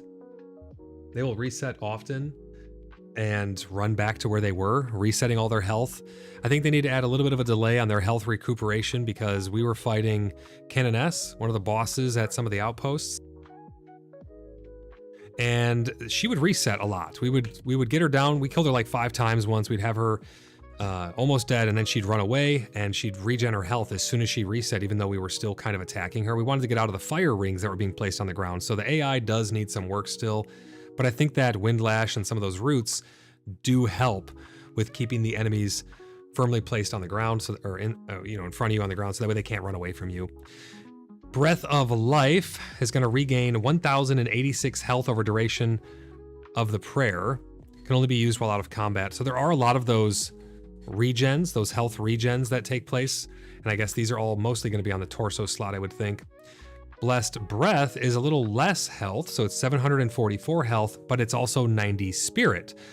So this is going to be useful if you need less health regeneration and you also want a combo of getting some of your spirit back. It's going to be dual purpose. It's going to be pretty useful, I think, for generating your spirit back and keeping some uptime after combat, or having less downtime, let's say, after combat. It's going to get you back into the fight sooner. And these can only be used while out of combat for both of these. Breath of Life and Blessed Breath can only be used while out of combat. That brings us to the Heavy Greaves. We have a Rallying Banner. Call down a battle standard, stun enemies on landing. The flag motivates allies, increasing their attack speed by 9% while in its proximity. The flag disappears after 30 seconds. I haven't seen that yet. That sounds pretty cool though. I definitely want to check that out. Basically, there's something like that in Warhammer 40k Space Marine 2, where you place down it's the bulwark guy places it down, and there's a banner that comes down and it basically heals and helps with recovery and stuff. That's a pretty cool ability. I can't wait to see that in game, but it lasts for 30 seconds and gets you 9% increased attack speed. This is going to be huge. There's going to become a meta now where you're going to be bringing people into dungeons and you're going to make sure someone has this ability, someone has that ability, someone has this other ability. You're going to make sure that, because this is group-wide performance now. Everybody in the proximity, 9% increased attack speed. That's big. That's even going to help your healers, because your healers, while they're not healing, they're going to be shooting their little staves, which is an attack.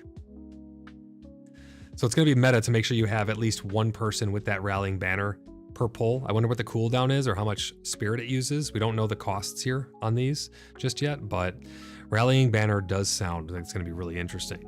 Sanctified Stand increases all physical defense by 33 for 8 seconds, protects for the next 12 instances of damage. So basically what that means is 12 hits, no matter how much damage, it will protect you. Reduces mobility for a duration, can be turned off by activating again.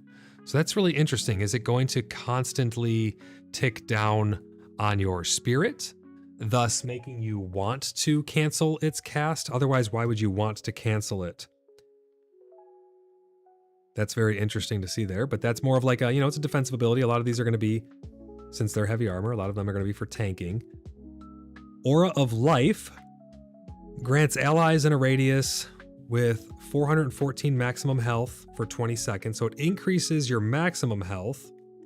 Presumably it also gives you that health. So it's a heal and a temporary health boost for 20 seconds. Additional allies in close proximity will also get 12% increased healing received. So this is another one that's going to be meta.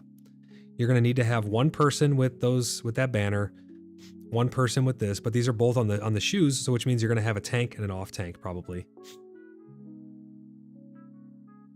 You're going to have one main tank with maybe the battle standard and an off tank with the Aura of Life. Searing Rage, when activated, gain 8% damage bonus and 8% crowd control effectiveness every time you take damage, stacks up to 10 times. This one is not going to be so much meta because it's not group wide. The ones that are group wide help every single person in your party. So if you have a party of 6, and this is where they're leaning into, going in as a party, because if you have 2 parties, these auras presumably will only affect, and the banner presumably are only going to affect those who are in your party. That's what I would think. Searing Rage is more of a solo thing though, because it's increasing your damage and it's stacking up. So as you get beat up, it's going to increase your damage output, and you're not really relying on your tanks for damage output. It's more beneficial to have something like giving everybody around you 12% increased healing or 9% attack speed. 9% attack speed over 6 people, that's going to have a big damage increase of your overall group's output. Breath of Balance replenishes 74 stamina on a non-hostile target. So I don't know if that could be used on yourself. It may just be only a friendly target.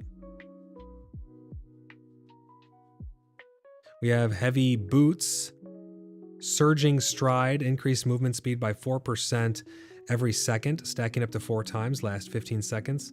That's very interesting. So you're going to get 4% speed, then 8%. It's going to go up and up and up and up. It's going to stack up to 10 times, and it will last for 15 seconds. So you'll get 5 seconds at the maximum speed of 40% increased movement speed. That's pretty quick. I can't wait to try those out. Quiet Stance increases all physical defense by 18 for 8 seconds, protects for the next 12 instances of damage, so another 12 instance damage reduction thing, and you can activate it again. So it's just like the Greaves. You're going to have boots that can do something similar, albeit at a reduced capacity. Breath of Joy and Breath of Joy 2, so there's 2 here. Eventually it upgrades as you go up to the higher tiers. Increased movement speed by 20% for 8 seconds. Breath of Joy 2, sprinting does not consume stamina during the effect. Ah, okay. I was wondering about the Breath of Joy. So Breath of Joy actually has 2 tiers now, and the second tier doesn't use your stamina, because I thought that they nerfed it. I was testing it out. When you activate it right now, you use your stamina still, but you run faster. So if you don't have stamina and you activate it, it's no longer beneficial. You'll want to make sure you have stamina first if you're using just regular Breath of Joy. If you're using Breath of Joy 2, you want to use your full stamina bar and then activate it. It will not consume any more stamina, but you'll run faster. I don't think it regenerates stamina anymore, though. I think they did away with that, it sounds like. Now we're on to the medium armor. We have Kill Mark, marks an enemy for 30 seconds, increasing all damage they take by 12%. This does not stack. I looked into it. It doesn't actually stack unless it just doesn't show you. Only one target can be kill marked by you, as far as I know. And it lasts for 30 seconds. If 2 people use kill mark on the same target, it won't make them take 24 damage. It's only the 12. From what we can tell. Jester's Flask. This one I haven't tried yet. Throw a flask that splashes on impact, reducing the movement speed of affected enemies by 40%, and reduces physical damage dealt by 12%. Lasts for 10 seconds. This is going to be another one that's going to be a requirement in dungeon groups, because you're going to throw that flask. You're getting party-wide bonus. All enemies that are hit are going to be slowed. All enemies that hit are going to be doing 12% less damage. So when those enemies do hit you and your group, it's a group-wide benefit of 12% damage reduction. Revoke removes all positive effects from an enemy. That's kind of cool.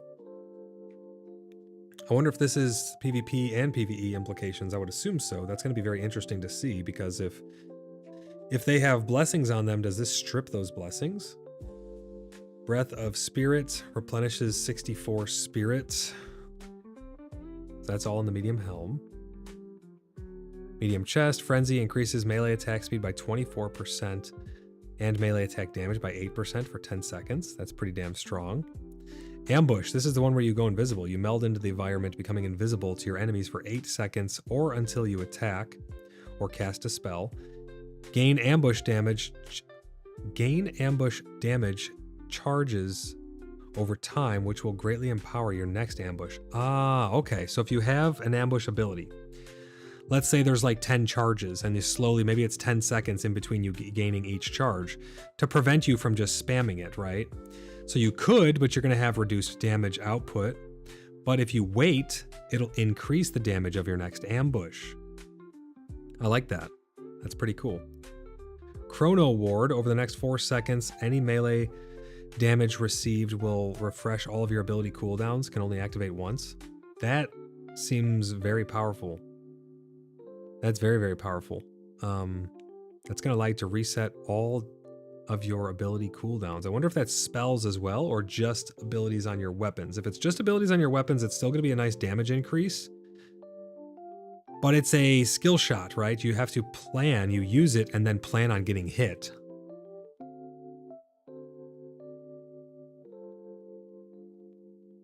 We also have Breath of Life, basically the same one that we already read. Same one we already read here as well, albeit at reduced values potentially. Nope, same values. Yep, same exact values. So those two spells are the same, and they're probably going to be on all chess pieces. So there's really only a couple unique ones. Zarevex says, Mr. Boss, sir, planning on joining the game later? Yes, I will be. I will be. I still have to get some food and take care of a couple things around here, but I wanted to make sure I got this out for you guys.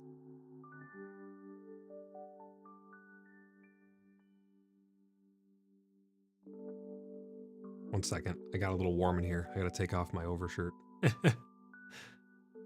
Medium Pants, Sacrament of Strife, restores 39 health whenever you deal non-periodic melee damage to a target within 7 seconds.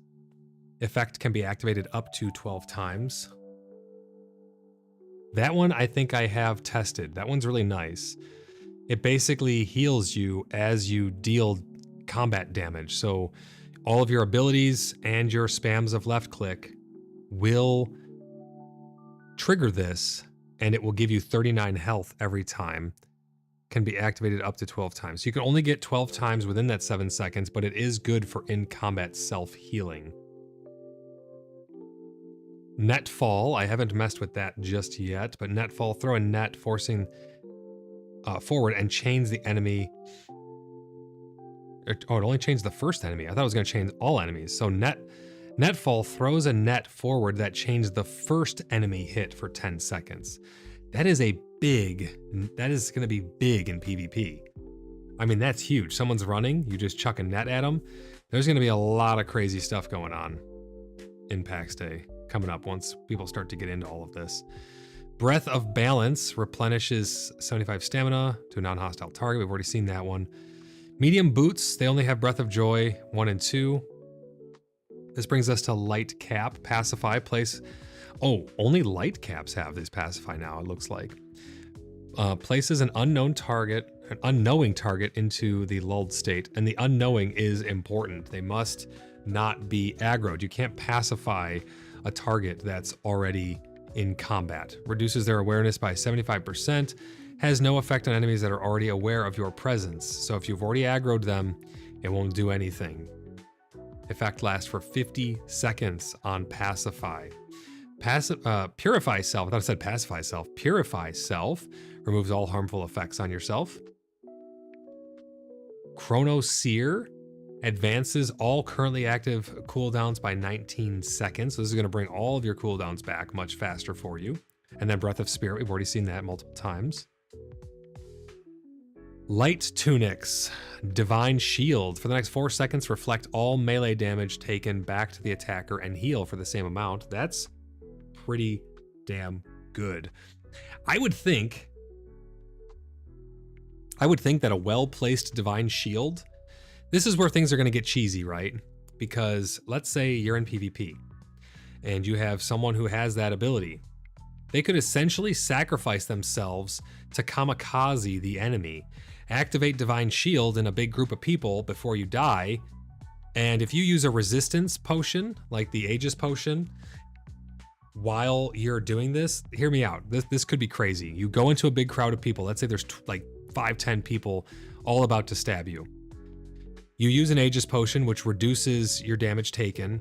You use your Divine... You don't even have to use the Aegis potion, actually. It would make the effect lighter, actually. Just pop your Divine Shield. For 4 seconds, all 10 of those people are going to be stabbing you. Stab, stab, stab. They're all going to spam their abilities, right? Because they want to do as much damage as possible. They're going to be blasting you with damage. And all of that damage is going to get reflected back to them, and you're going to heal a crap ton and probably be able to pull back out. Now, that whole party, all of those attackers, just did several hundred damage to themselves. And out of a health pool of less than 2,000, that's very impactful. So if they just did, even 500-600 damage to themselves, that's to every single one of them. That's going to be very, very impactful in PvP, probably in PvE as well. Although in PvE, the enemy attacks are a lot more staggered. In PvP is where that's really going to be quite bothersome. If you're cycling that in and out, people are just going to, it's like Shield of Vengeance in World of Warcraft for the Paladin. It works a little bit different, but it's reflecting all that damage back. Purify target removes a harmful effect from a friend. Verdant Mend. So on light tunics, you have Verdant Mend. I think this is also on some of the staves as well. Another Tangia dungeon fired up. Thank you for all the Tangia dungeons. I appreciate you guys. Heals an ally within range by 245 health and grants them a blessing that increases healing received for 20 seconds. So this is going to be useful if you have to do you could do combos now. You could basically throw this down, make the targets that are affected by it have increased healing received, give them a little bit of healing, and then you can do AoE heals and they'll have increased effectiveness. I would like to know what the increased healing received is. Is it 10%? Is it 20%? I'd like to get some clarification on that one. Mainframe. Ostrich, if you're out there, Verdant Mend. How much does it increase the healing received by for that 20 seconds? I would like to know. That'd be a good clarifier. Alacrity increases your spellcasting speed by 100% and decreases spirit cost by 25% for 20 seconds. That's huge. That's really huge. That's going to be useful for healers to basically spam out heals if they need to have an emergency, and it's going to reduce your spirit cost too, which means you're going to be able to sustain a lot longer. And then Breath of Life and Blessed Breath, those are the same there. Light Pants has Mesmerize. This is where you're going to have your Mesmerize now. Mesmerizes enemies within range, rendering them entranced for 21 seconds or until they take damage. You can only mesmerize up to one enemy at a time. So they're limiting your Mesmerize. They're limiting your Mesmerize capability now, which means pulls are going to be very important. Haunted Memories mesmerizes up to 3 enemies within range, rendering them, and I wonder what that range is. I wonder how many yards or something. I wonder how big that, if that got reduced or anything like that. Zeravex Gaming says, I have to be on the wrong place in game. All I see from the top of the mountain is a huge slab of concrete gneiss in the water and a lot of unfinished random small stuff. How far am I from Bloodhaven? Bloodhaven is kind of a giant concrete slab, but it's not over water right now. It's not finished yet. We're getting the footprint laid out. It's going to take a while to build Bloodhaven. It's a massive city on 85 plots. It's going to take a while to get that up. But as long as you're on US East, Apollo, and you're in Caries, and you went to Bronir, which is up in the top left, you spawn at the stone, you go straight east, you look down off the mountain, that is Bloodhaven down there. So if you're in that spot, you're in the right spot, Zeravex. But Light Pants, that's where your Haunted Memories is coming into play. This is going to do, your Mesmerize is going to do 1 target now, no more. And Haunted Memories lets you do up to 3 for 21 seconds, but it's in a range around you. And with this, you can only mesmerize up to 3 enemies. So once those 3 are mesmerized, you can't mesmerize anymore. Rosemary says 85 plots. Holy smokes, can't wait to see it. Yeah, it's 85 just numbered plots for the grid of the city. There's hundreds of plots around Bloodhaven, people's personal roof, mountaintop estates and lake villas, and there's probably another 25 to 35 or more plots that go up a river for our boardwalk. It's going to be an absolutely insane place. Blimpy says it sounds like you are on the Northwest Lake. Blimpy says I'm on that lake opposite of the huge slab in the water, which is really ruining my view. Oh, there's someone else is building a huge slab up by that other lake. Oh, yeah, you're at the Northwest Lake. We're not there. We're to the east of spawn. You spawn in, you go east, straight east. Look down the mountain. That's where we are. Yeah, Zeravex, you're looking up at that lake. That's up by Blimpy. Rosemary says, oh, wow. Yeah, it's going to be quite the sight to see. It's going to take, unfortunately, unfathomable amounts of resources, but we are truly making a RP hub for everybody to enjoy. There's going to be a market, trade district, housing. There's going to be a fairy forest out back. We have a beer garden out by a lake out back. There's going to be lots of integrated forests and stuff, a path leading over to the boardwalk. It is going to be an absolutely huge place. It's going to have the Blood Hall, which is where meetings will take place for the clan and stuff. There's an Undercity section to it with a sewer system and a nice rogue hangout area. It's going to be awesome. Blimpy says someone is paving the lake. I think they're in for a rude awakening though, Blimpy, because the devs have said that is not going to be possible for very long. the structural integrity of that is going to change. I don't know how long they're going to let you build out over there. So that's why I didn't want to do it. We did test that last patch. We built a massive city in Dolavan over the lake down there in the fog. And it worked out really, really cool. And it allowed us to have an awesome, intricate sewer system because the water was underneath the city and it gave full integrity. It worked really well, but they did come out and say that they're going to be changing those support structures and stuff like that, and that was going to cause issues for people. One of the things that you guys should be aware of too is right now there's a bug where building pieces are showing red. If they show red, they will be deleted and you will get nothing in return. Keep that in mind. If it's showing red on the build pieces, it will be deleted and you will get nothing in return, even if it's on fully supported ground. It's a bug that's going on right now. You can build infinitely up. All of that will eventually be deleted and you will not get anything back. Bear that in mind, guys. I want to make sure that that's abundantly clear for you so you don't waste a bunch of materials. Rosemary says Undercity, yes. Yeah, I love little sneaky hidey. Come on, you know me. I love my little sneaky hidey holes. We got to have an Undercity. We got to have little sewer systems and alleyways and stuff. And those archways are perfect for that stuff. It looks really, really great. Okay, let's see. So we have Haunted Memories and Mesmerize. Consecrated Ground is now on Light Pants. Consecrates an area surrounding the caster, increasing defense of all allies, limits inside its limits by 21. So this is all allies. I don't know if that means only people who are in your party or anybody who's in your clan can get it too, but this is going to be another thing that's going to be required for group play, much like those couple other spells that we talked about.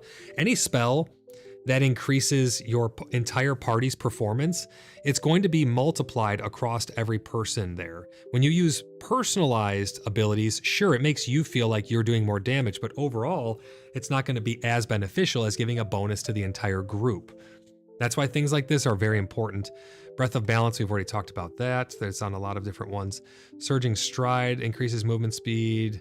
So it's a little bit different on the light shoes. It's 20% and regenerates 6.1 spirit per second for 7 seconds. And there's 2 versions of that. Oh no, there's 1 version of that. And then there's the typical 2 versions of Breath of Joy. So you have 2 options on your light shoes there. You can go with either one, but you obviously can't wear both. Templar says we have 2 sets of Undercity. Yeah, I cannot wait to see. I'm about to log in, guys, once we're done here on stream, but we still have a lot to go over. We're only like halfway down this page, and then we have some updates that Mainframe has put out on their Discord as well. So stay tuned, guys. Make sure you're subscribed so you never miss an upload. We're gonna be doing a lot more of these live streams, talking about verse 3, showing off verse 3. We're gonna get in there. But yeah, we have 2 sets of Undercities now. The city's gonna be amazing, guys. You're gonna wanna come out and check it out. Come out to Bloodhaven. You're free to come build by us, come have fun, and join the Fellowship of the Free Cities, an RP initiative of like-minded individuals. It's an out-of-character thing where we're coming together to have really fun, immersive role-playing stories, promote each other, build each other up, know that you can interact with them and have good stories with them and have a lot of fun. I'm all for RP, especially in these times where we don't have an RP server. Zerovax Gaming says, Jesus, this place is overflowing with gneiss, tin, and copper. There is quite a bit of resources of the lower stuff inside of, the area. Absolutely. Rosemary with the heart eyes. This brings us to our newest addition here, guys. We have healing staves. The staff of Zephyr is the cleric staff. It has divine orb. This thing is unbelievably powerful. You need to have somebody with this in your party. You throw this out, 151 health to all allies in 4 meters. It splashes. It does a bunch of damage. It's huge. It's really, really big. Divine intervention. Heal a target below 40% health for 336. Otherwise, heal for a reduced amount of 152. So it's like an emergency heal. If they're below that threshold, it would be nice if we had percentages on the health bars for the healers so they could tell when they fall below that threshold. Otherwise, you're just guessing when they're below that threshold. But it's basically cut in half if you are not healing someone who's below 40. Zephyr of Life, channel healing energy within 6 meter radius around you, giving 160 health to allies up to 6 times. So that's another big one. This staff is going to be very important for healing your group. You're going to want one of this staff and one of the other staffs, I think. Anyone that has group AoE wide healing, is just going to be super, super powerful. We have the Staff of the Divine, which is a cleric staff. They have Remedy, heal a single ally or yourself for 179. Divine, we don't know how much these cost, these spells, until you actually get in and test it as well, because this costs spirit to be able to cast these. We don't know how much spirit they're going to take though. So it's easy to say, well, why wouldn't we just use Divine Intervention from the Staff of Zephyr when we have Remedy on this other one? The Divine Intervention at least heals 152, but has the potential to heal for more, whereas Divine Intervention, or not Divine Intervention, Remedy only heals a single target or yourself for 179. So we're gonna have to weigh these options and see which one is actually going to be more beneficial. And then hopefully Mainframe can balance them. Divine Intervention heals a target, but that's the same one. So they both actually have Divine Intervention. So what's changing is Divine Orb or Remedy. And then Detonation of Life. Place a 5-meter area that will burst after 2 seconds, giving all allies in the area 443 healing. So that one is really good as well. It's going to come down to their cooldowns and how much they cost, but that's super powerful as well. So if you went with one Staff of Zephyr, one Staff of Divine, and one Staff of Sylvan, you're going to have really big cross healing. It's going to be pretty crazy. Then we have the Sylvan Staff, and this one's my favorite. This one is like more druidic. It's less divine and light themed, which I like that they're starting to implement some more druidic stuff. I think it's going to really open up. I mean, obviously we're already role playing that, but it's really going to open up the ability for people to have more things in the world that appeals to them. For people who do like druidic things. So we have Regrowth. Give a stack of Regrowth to an ally, providing 14, 27, and 39 health per second. So there's 3 stacks. You basically put one stack, it'll last for 8 seconds, and it'll heal them 14, 14, 14 every second for 8 seconds. So 14 times 8 over 8 seconds. The next tier, if you wait for it almost to wear off, then you cast it again, it will refresh the seconds. It'll go up to 8 seconds again. And now it'll do 27, 27, 27. And you could wait for that to almost wear out, and then you could cast it again. You don't have to wait for it to wear out. You could go straight to 3 stacks if you want to. Yeah, it's essentially a hot. A dot is a damage over time. This would be considered a hot. So you'd have a heal over time. Much like World of Warcraft, you have druids. They put those hots on you that are healing you over time, essentially, is what that stands for.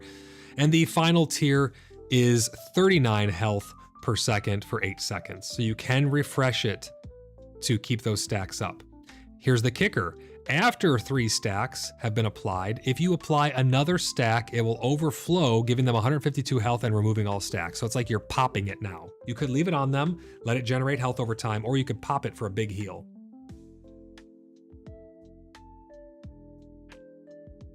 Rosemary says, yeah, oops, hots. Yeah, exactly. But that's Regrowth. We also have Overgrowth. Heal allies within 7-meter radius with a number of Regrowth stacks on them for 98, 120, and 160. 205. Oh, wait, what? Why does it say 98, 120, 160, and 205? There's only 3 stacks, though, of Regrowth, so why is it showing 4 numbers here? And refreshes the duration of all Regrowth effects. This is going to be hard to really time, I would think. Regrowth is a short cooldown from what I know. So you basically want to apply these on, get a couple stacks on your tank, throw a couple stacks to that person, throw a couple stacks to that person. It's going to be a lot of micromanaging, to be honest. Because then when you throw down that Overgrowth, it's going to heal all allies within 7-meter radius. And based on the number of Regrowth stacks they have, it'll heal them for more. So it's going to be a lot of micromanaging, which is kind of par. It's kind of funny. It is kind of par for druids in World of Warcraft even. And then you have Blood-Fed Grove. Blood-Fed Grove is one of those placed abilities. You're going to place a thing on the ground that will have an 8-meter radius, like an AoE healing, and it's going to last for 5 seconds. Which applies a scaling heal over time based on the number of enemies inside of the area. So again, it has multiple numbers here. It can scale up to, looks like 5 times, 1, 2, 3, 4, 5. It has 5 scales. It'll go from 106 up to 135 based on the number of people who are in it. So it's a scaling, again, very beneficial for group play. Fadril in chat says, I'm really enjoying the new limestone and granite pieces. Currently building our castle gatehouse entrance, and I really like the colors and the aesthetic. They look great, don't they? Like Templar said, though, we need more to flesh out the full set, I think. They do look great. It's a great start, but we do need more pieces, absolutely. We need to flesh out the rest of that set because they do look so great. But kudos to the art team. Those look really great.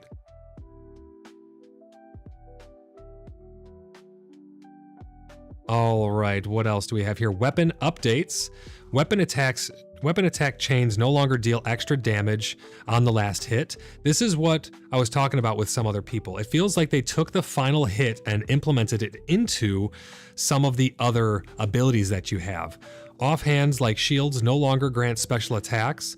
Shield slam was removed, so it's gone. It's completely, shield slam is no longer a thing. You don't get that stun anymore, which is kind of disappointing.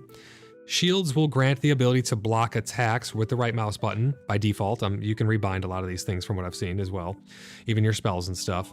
And now comes with some additional stats. So the shield is going to give you a little bit of extra bonus stats, but you can no longer shield bash, and you block when you right click. All weapons now have 3 special attacks / spells.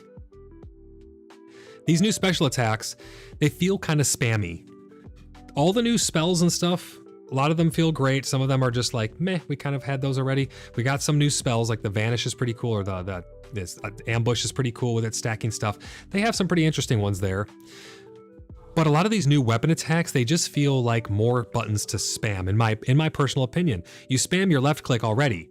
Now you no longer get the automatic extra damage from that spam, and they moved it over into QRF. You have to spam those on cooldown now in order to maximize your damage output. Now you have 4 buttons to spam. That's what it feels like, if I'm just being honest. And I'm not here to just, people will call me a doomsayer. Like I say this all the time. People will call me a fanboy. I'm here just telling the truth, and this is my honest opinion. Let me know how you guys feel about those 3 extra weapon attack abilities, knowing that they don't really do that much. I know that we did establish that the big axe Q does have a sunder armor type effect. But from my experience, the one-handed sword does nothing else when you do Q, R, or F. It's just added damage. You kick them, but it doesn't stun them or interrupt them or anything. They just keep doing what they're doing, so it's just extra damage that you have to spam.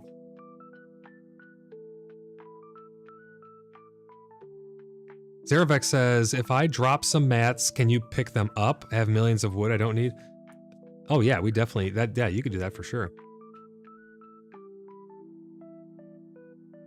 So that's the weapon updates. New weapon specials per weapon. So these are some of the new ones that we're going to be getting based on like your Great Axe, Great Maul, Mace, and stuff. So Mace has Commanding Strike. Swing your weapon with authority, dealing 130 damage and become threatening. 334 increased threat generation for 10 seconds. Okay, so these are some of your these are what those new weapon attacks are doing. And I think this is the Q. So they have Commanding Strike. See, like, these do say that they're doing extra stuff, but this didn't stun the enemy at all, these forceful strikes. Like, this would be presumably the R. It doesn't actually do anything. It just does extra damage. So this one is swing your weapon to authority. So this is going to be for a tank. You use Commanding Strike. It's going to be threatening, generate threat. That's pretty cool for 10 seconds.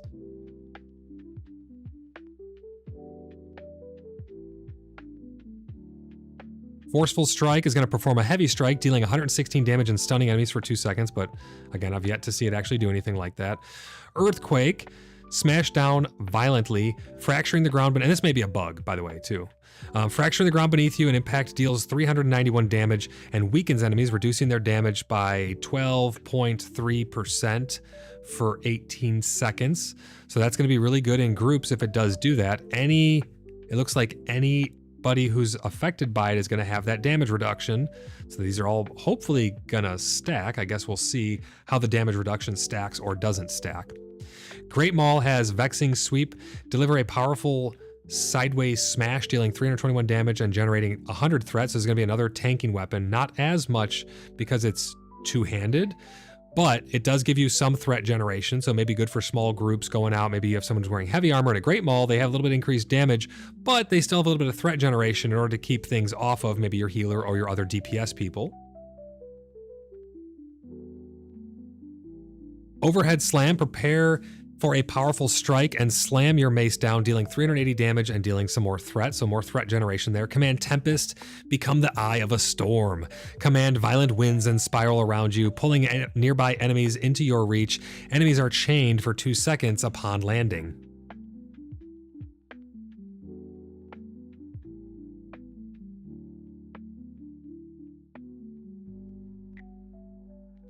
Great Maul has 3 new abilities as well. I've yet to test the Great Maul, but we'll have to see how those work out. Here's Great Axe. So this is the one that Red was saying has Armor Shred. So this is the Q here. So these top ones are the Q, and this is probably the R, and this is probably the F. Armor Shred, deliver a powerful overhead chop, dealing some damage. Strikes and strike adds a armor shred on the target, reducing the target's physical defense by 20% for 10 seconds, and it stacks up to 3 times.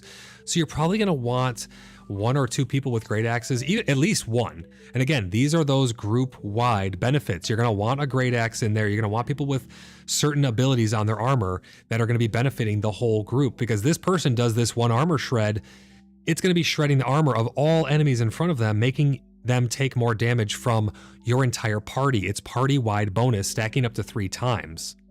So that's really quite interesting. 20, 40, 60. They're going to take 60% more damage from physical attacks for 10 seconds, and you can probably keep that refreshed.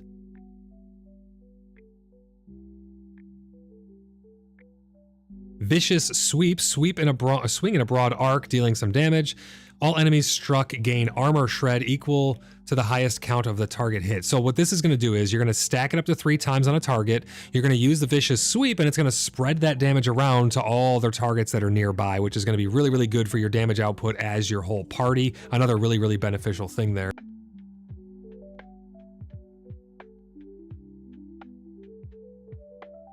Radiant Cleave, a vicious twirling forward moving attack, sending an axe blade razor cutting edge, through anything within reach. This is really interesting, actually. So this is going to be you chucking an axe blade forward. We haven't really seen anything like this in the game yet, but this is going to hit everything in front of you. So you shred one target's armor, you do your vicious sweep, you spread it around. Great axes are going to be really great for group play, I think. This is going to be huge for group play. Sword has Righteous Strike, deal 193 damage. Each strike fills you with Divine Rapture, increasing attack speed by 4%. See, I haven't seen any tooltips for any of these, though. I'll use the sword, and I'll do the Q. I don't notice any increased attack speed.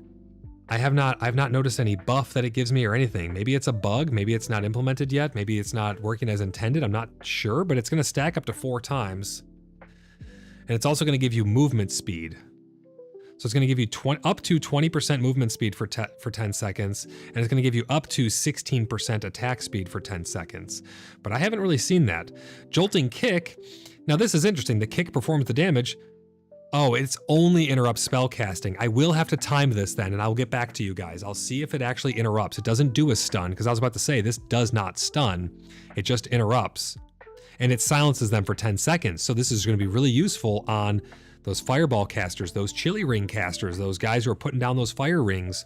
It's going to stop them from doing that, as well as once you get to Zebians, you can interrupt their spell casting. I wonder if it'll actually work this time, because the shield bash and other stuns, they never actually stopped them from casting. It was a bug that was just ongoing for like months and months and months and months and months. You just would use your interrupts and stuff and it wouldn't do anything.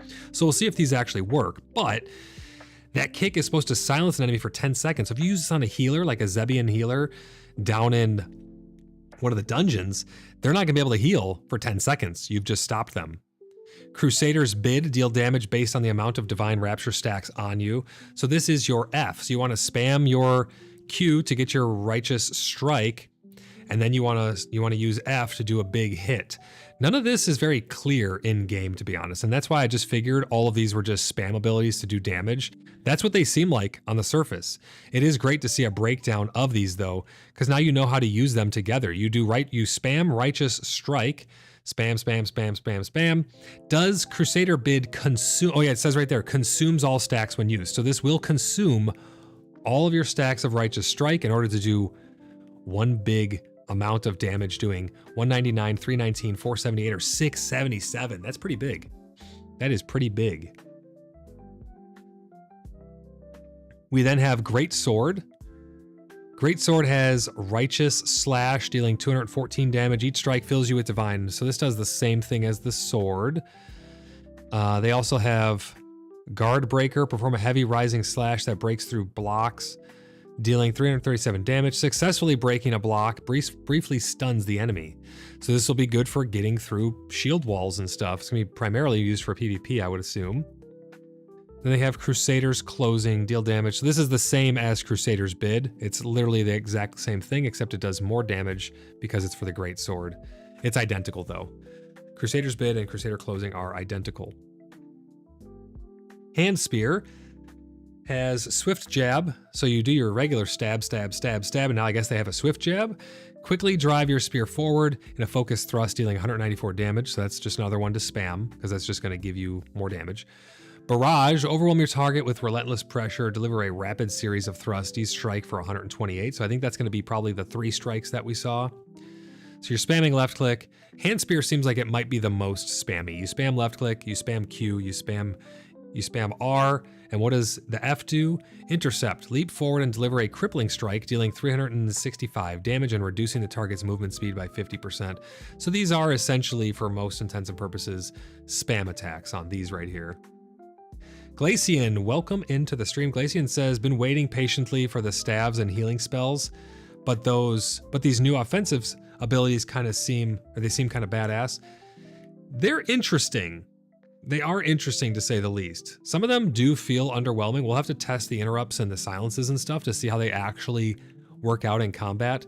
Most of the time things die before you really have the ability to interrupt them per se. The shield slam was a good one, but it didn't actually work. But yeah, there's some pretty interesting new abilities here that we're going to be testing out in depth, and we're going to bring that to you guys live in our next live stream when we're actually in game. Polearm has heavy thrust, basically the same as the standard Swift Jab from the Hand Spear. Thrust forward, you deal damage. It's a spam ability, spam that one. Impaling Strike, drive your spear forward, causing them and incapacitating your target, causing them to be changed for 7 seconds, deals 411 damage. So again, another one that you're going to want to spam. You could use that to stop runners and stuff, but you're going to use it for the damage, so you're going to be spamming that for the damage. Overhook, this is one of the most interesting ones that I've seen actually so far. You perform a full reach thrust for 367 damage. You pull the polearm back and you launch the enemy behind your position. Enemy is chained for 2 seconds upon landing. So if someone is in front, a polearm in PvP, they're going to go up, stab the guy, spin him over their head, which is a little bit ridiculous because you're lifting a whole human over your head, and land in full armor and landing them down behind you in the middle of your kill zone.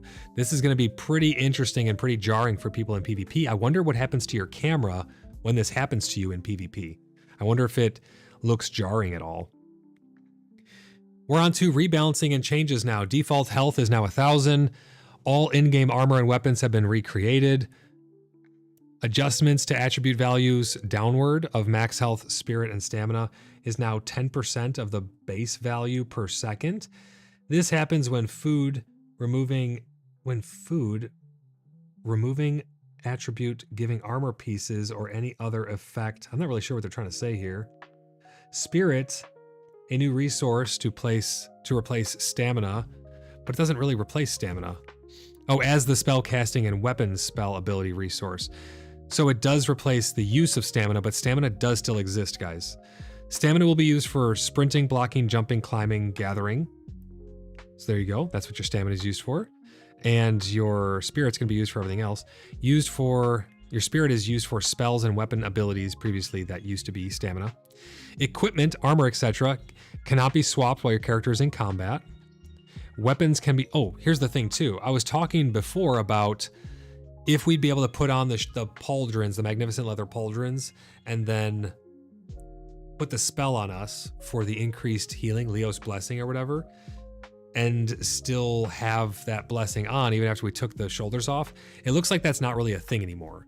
All of these abilities are short-lived action abilities that are on our gear now, so you don't have to worry about that. You can't change them during combat.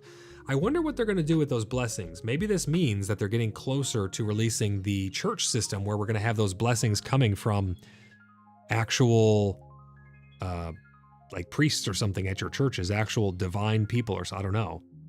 Salty Veteran says Plastic Jesus is in Bloodhaven. Hell yeah, he found his way out there. Good. Awesome. So armor spells share the same cooldown across the same slots, de-incentivizing armor swapping to quick cast spells. That's good in my opinion. Weapon abilities share the same cooldown. This is going to decentivize you from wanting to switch your weapons along with the cooldowns and stuff. Weapon passives have been removed. There are no more weapon passives. They're all gone, guys. Every single one. Kaput. They're gone. How many were there even? How many were there? It says pauldrons don't exist anymore, Void. I know, that's what I'm saying. I was saying that they don't even exist. So it's all incorporated into these, but there's no more blessings. There's no more long-term buffs coming from gear either anymore. They're all short-lived abilities and spells if you noticed. So there is no more Leos Blessing and stuff like that to gain max health increase. So all weapon passives, that means poisons and all that stuff is all gone, unfortunately. I mean, I liked those. I'd like to see those come back at some point. Weapon and staff normal attacks replenish a small amount of energy. Oh, that's actually interesting. I didn't know that they did that. So when you have your staff, if you spam your left click, you're going to replenish some of your energy. Players are able to hold the primary attack button to continuously chain normal attacks. That has not been the case.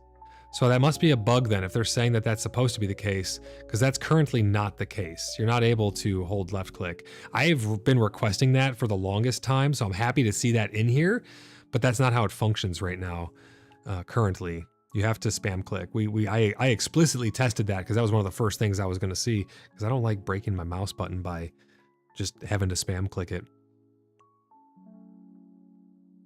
What else do we have here? New gear attributes added for different types of play styles, tanking, DPS, and healing.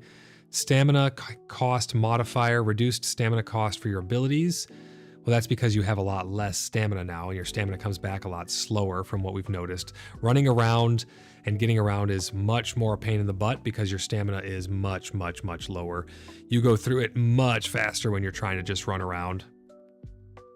Spirit cost modifier, reduce the spirit cost of any spells.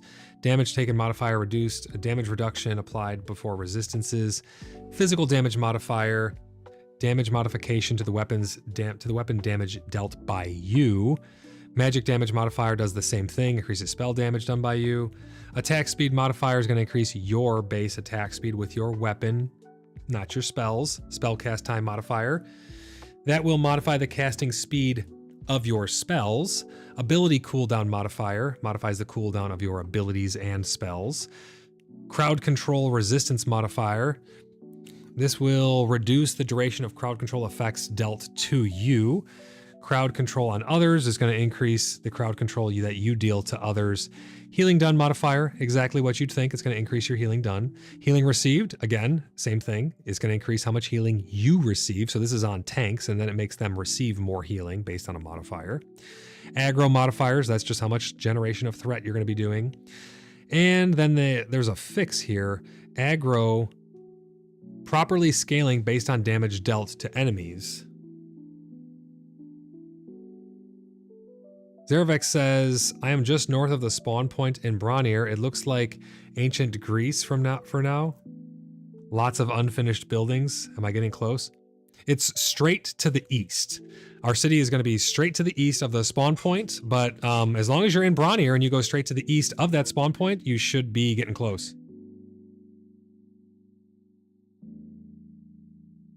We have some UI fixes here. We now natively support most keyboard layouts. They have a new input system. They did entirely go over all the keybinds and stuff.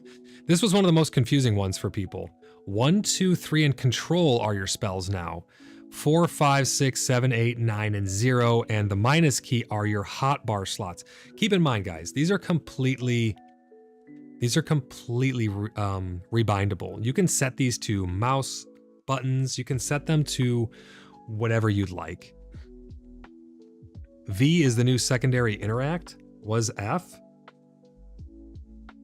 H will open the teleport and miracles wheel. So they did change those around. Those are going to be on your H button now. That'll pull up that little radial wheel that you guys are used to. Spell targeting. Holding Alt while casting a spell will target yourself by default. Again, you can rebind these things. Holding Alt while casting a targeted spell will skip the targeting phase and cast on to yourself or that target immediately. Wait, holding Alt. Okay. Oh no, okay, here it is. F1 through F6. So holding Alt while casting a targeted spell will skip the phase and cast it on yourself immediately. So if you hold down Alt and then you click one of your heals, it will instantaneously throw that heal onto yourself. It's a self-heal modifier. Here is the party targeting modifiers. Each party member is now F1 through F6. And when you're in spell target mode, pressing the corresponding key will cast the spell on that person as long as they're within range. So this is a little bit confusing here because you have to hold Alt, then click the spell to heal yourself. Whereas to cast it on other people, you must first enter the spell targeting UI where it's like highlighting people, and then press the F key modifier to throw it on that person. It might be better that way actually, because then you'd cast your spell, you'd click your spell button and you can just stare at the health bars. Plastic says, oh my God, they still don't even have a chat system on par with a game made 27 years ago. Their chat system is absolutely abysmal in my opinion. The integration of Discord, I don't even really care for it. I think that it was unnecessary and just a feature just to say it's a feature. That's my honest opinion. I think that that was just kind of a non-needed thing. Most people don't even pair it anyways because it has all kinds of bugs and problems and you can't hide your DMs and it's a shit show from my standpoint really there. And it's really a security threat because people who private message you, these things just pop up on stream then because you can't filter them out. There is a filter, but it doesn't work. So yeah, the chat is kind of abysmal. And I was hearing that the chat kept stopped working for a bunch of people, Plastic. I don't know if you've been experiencing that, but the chat will just say unavailable. Let me know in chat, guys, on the YouTube chat here, the one that actually works. Let me know if you guys have experienced that because I have seen the chat go away time and time again, with and without it being linked. Now, obviously, we need to report those through F8s, so I'm trying to be charitable with it, but it is pretty crazy to think that we're still having these same issues that we've been having for over 6 months now, pretty much. Zervex says, okay, I believe I'm here. I will refrain from using my plots until I hopefully get vetted soon. Sounds good, man. Yeah, I'll do my best after the stream to be able to get you vetted, but I have a couple things I have to get taken care of still. But hopefully we can get you vetted soon. We'll get you in. Watson says PAX chat isn't working for me. Yeah, it's not working very good for a lot of people, to be honest. Here we have some miscellaneous things. Being in combat now has reduced regeneration on different resources. So being in combat, simply being in combat, is going to affect you in different ways now. Health regeneration is passively reduced by 10%. Stamina regeneration is passively reduced by 50%. Spirit also reduced by 50%. So simply being out of combat means you're going to have 10% more health regeneration and 50% more stamina and spirit regeneration. Falling damage is now more forgiving. We did see that. This is one of the greatest things that they've done this patch, honestly. It's awesome to not trip over a rock and break your ankles and die anymore. The smallest drops used to kill you before. Now you have much more forgiving fall damage system. Starting at 5 meters, it becomes lethal at 20 meters. So fall damage, you fall 5 meters, you take some damage. At 20 meters, you die. And it's just a flat number there. It doesn't matter how much health you have. I wonder if certain things can avoid you taking fall damage. Is there fall damage reduction to some degree? Is there, if you're wearing heavy armor, does it affect it? Depending on your health pool, does it get affected? Can you put shields on to affect it? We're gonna have to test all of these things out.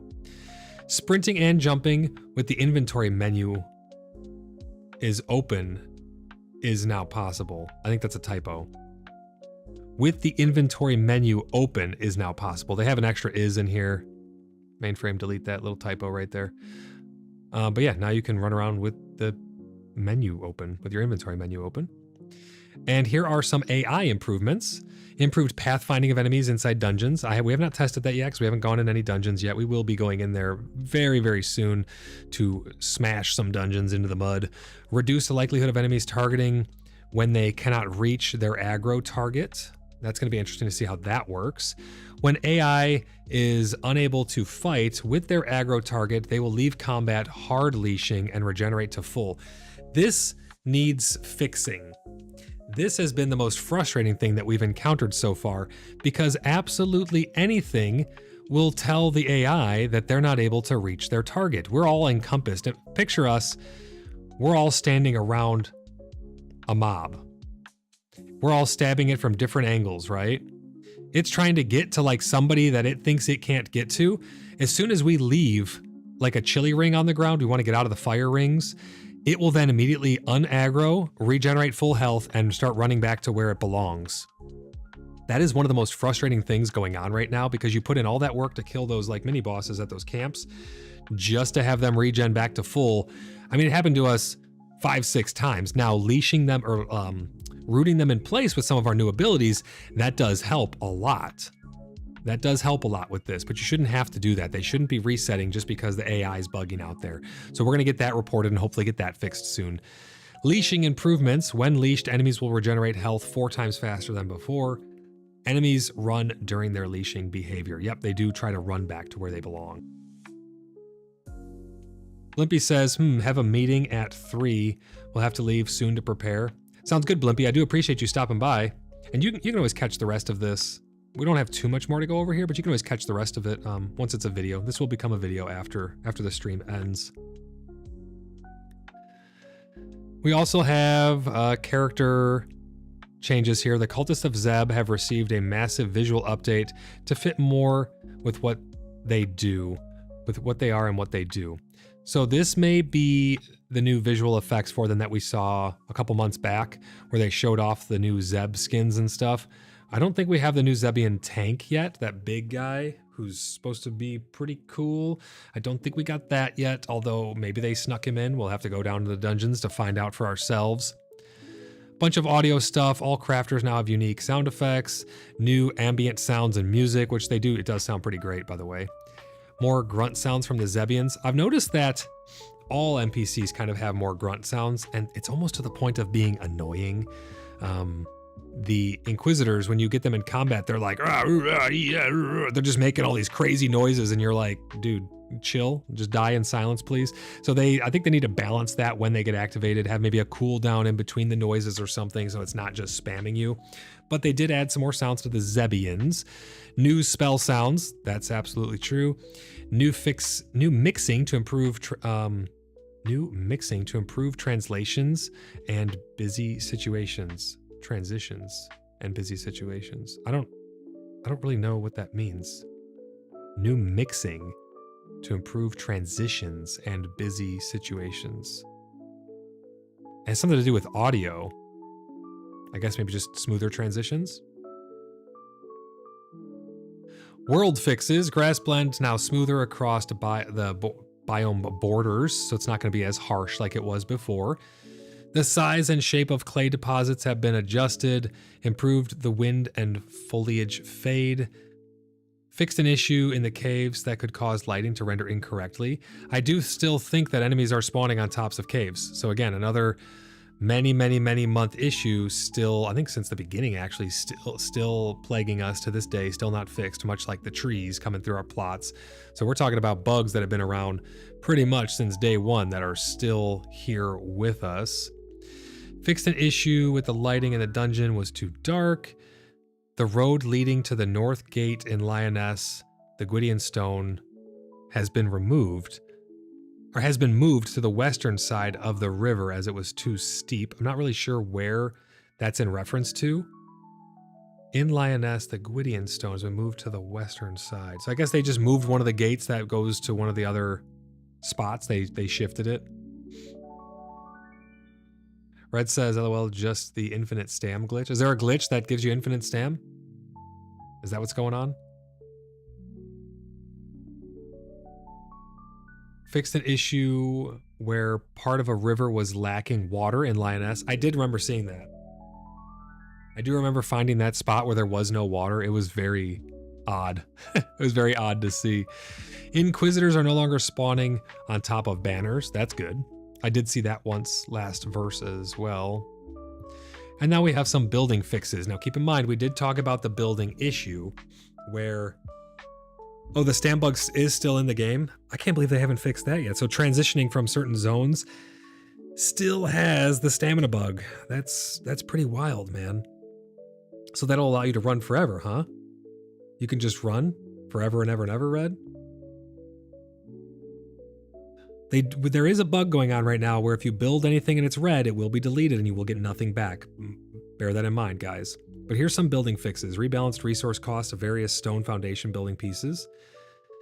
Fixed climbing Ivy's blueprint, which sometimes appeared leafless in the rear side. I do remember seeing that.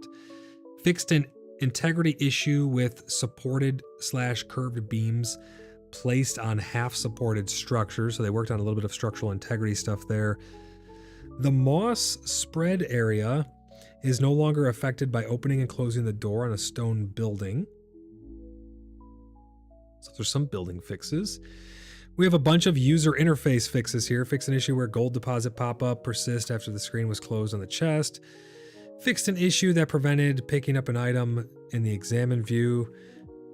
Fixed an issue where sometimes hovering over a spell or weapon slot blocked keyboard inputs. Fixed an issue where spamming. So if any of these are happened to you guys in the past, hopefully they're fixed. Retest them. If you guys notice any of these bugs that you have been experiencing, see if they are actually fixed. But fixed an issue where spamming open and closing the redeeming queue would crash the game. They said they fixed that last time too, because they had that issue last time. And then fixed performance issues with redeeming queue. They said they fixed that last time too, so they're refixing the fix, I guess. They're fixing the fix of the fix. Fixed an issue where map markers placed on high altitude areas were not always displayed on the compass. That's interesting. All gates are now visible on the compass from certain distance away, even from nearby zones, which improves navigation. That's good. So yeah, if you were just across the border, the gate will still show now, whereas it wouldn't before because it was only rendering nodes or markers on your compass for things that were inside of your current zone. Plastic Jesus says, wonder when they're going to fix the issue where it takes 18 months for your map to be readable.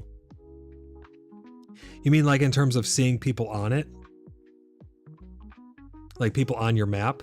It was functioning pretty good at launch, but now it's starting to get more sluggish. I notice when you open up the map, it takes longer and longer for clan members and party members and stuff to populate on there.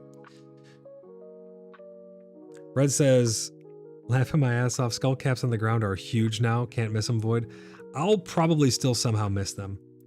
Zeravex says, might have overpaid 100 clay for one niece so I could make an axe. Holy crap. Yeah, you definitely overpaid. But luckily stone and clay isn't that bad to get. Things do cost a lot more to build now too. Plastic Jesus says, no, in terms of the map being blurry / low res, I haven't had that issue, but I have a pretty decent PC. It may have something to do with hardware, or maybe video settings or something like that. I haven't really had an issue with that, to be honest, personally, but everyone's going to have different experience because different hardware and stuff. So maybe that has something to do. Could be drivers, could be, I don't know, some type of cache, could be any number of things. Dervek says, it was to the Blood Brother member, so I have no regrets. Oh, well then, yeah, definitely. Come on down, overpay. Plastic says, yeah, I can't afford a $1,500 GPU. Exactly, yeah. I mean, I don't have a $1,500 GPU, but yeah, definitely know what you're talking about there. And they should find ways to optimize these things for people who don't have $1,500 GPUs, right? I mean, these things need to be optimized. I mean, we've talked about it before, how the performance of PAX Day is just not all that great. Its performance normally suffers, especially once people start building things. So it is going to affect people's performance. It's just how much is it going to affect their performance? Fix an issue where icons do not appear on the compass despite being present on the map. Death markers can now be seen in all zones regardless of the distance of within the same province. Wieldable torches and lanterns have been removed from the game, so no more Luminous Vigil, guys. We'll have to just fully RP it now. We used to have the Luminous Vigil, which was a fun little RP thing. We would go around with torches and lanterns, and we had a whole process for it. It was a lot of fun, but apparently Luminous Vigil is going to have to be the thing of the past, or we're going to have to really hardcore pretend that we're holding light sources because we can't do lantern lighting ceremonies anymore. Zerovic says, makes me sad to say that I do have. Wait, did you say you do? Makes me sad to say that I do have a $1,500 GPU. Do you? Because Plastic Jesus said he can't afford a $1,500 GPU, and Zerovex is saying, makes me sad to say that I have a $1,500 GPU. I got you now. I got the two crossed. Combat fixes. Attempting to use a weapon ability on cooldown will no longer interrupt the outgoing attack or combo. I love that. I was talking about that so early on. I'm glad they finally fixed that. Fixed an issue where NPCs could get stuck by dropped inventory items. That's very interesting. Players can no longer get experience by simply blocking weak NPCs. Okay, you have to actually kill the target to get your block experience now. I like that. Players' corpses can no longer block NPCs and projectiles. That's kind of funny, actually. No more zombie shield wall. Healing numbers are no longer visible from faraway distances. That's great. That's going to be great for PvP because now you don't have to be as worried about using your heals and stuff. So that's going to be really, really good. Zebians no longer use melee attacks when they are far away from player characters. Fixed an issue where in the reflections of a Halostri, where players were teleported to a dungeon entrance when entering a specific body of water. We showed that in a short. I don't know if people thought I was joking with them or not. We have a short called like Hidden Portal or Secret Portal or something. We would jump off this one ledge and it literally teleported you to the dungeon entrance. It was the weirdest thing ever. I thought we found some secret or something. Or at first I thought my game was crashing. And then I thought I found some secret. I think that was even streamed. I think we streamed that. And there was like a secret portal. It was pretty cool, actually. We have miracle fixes.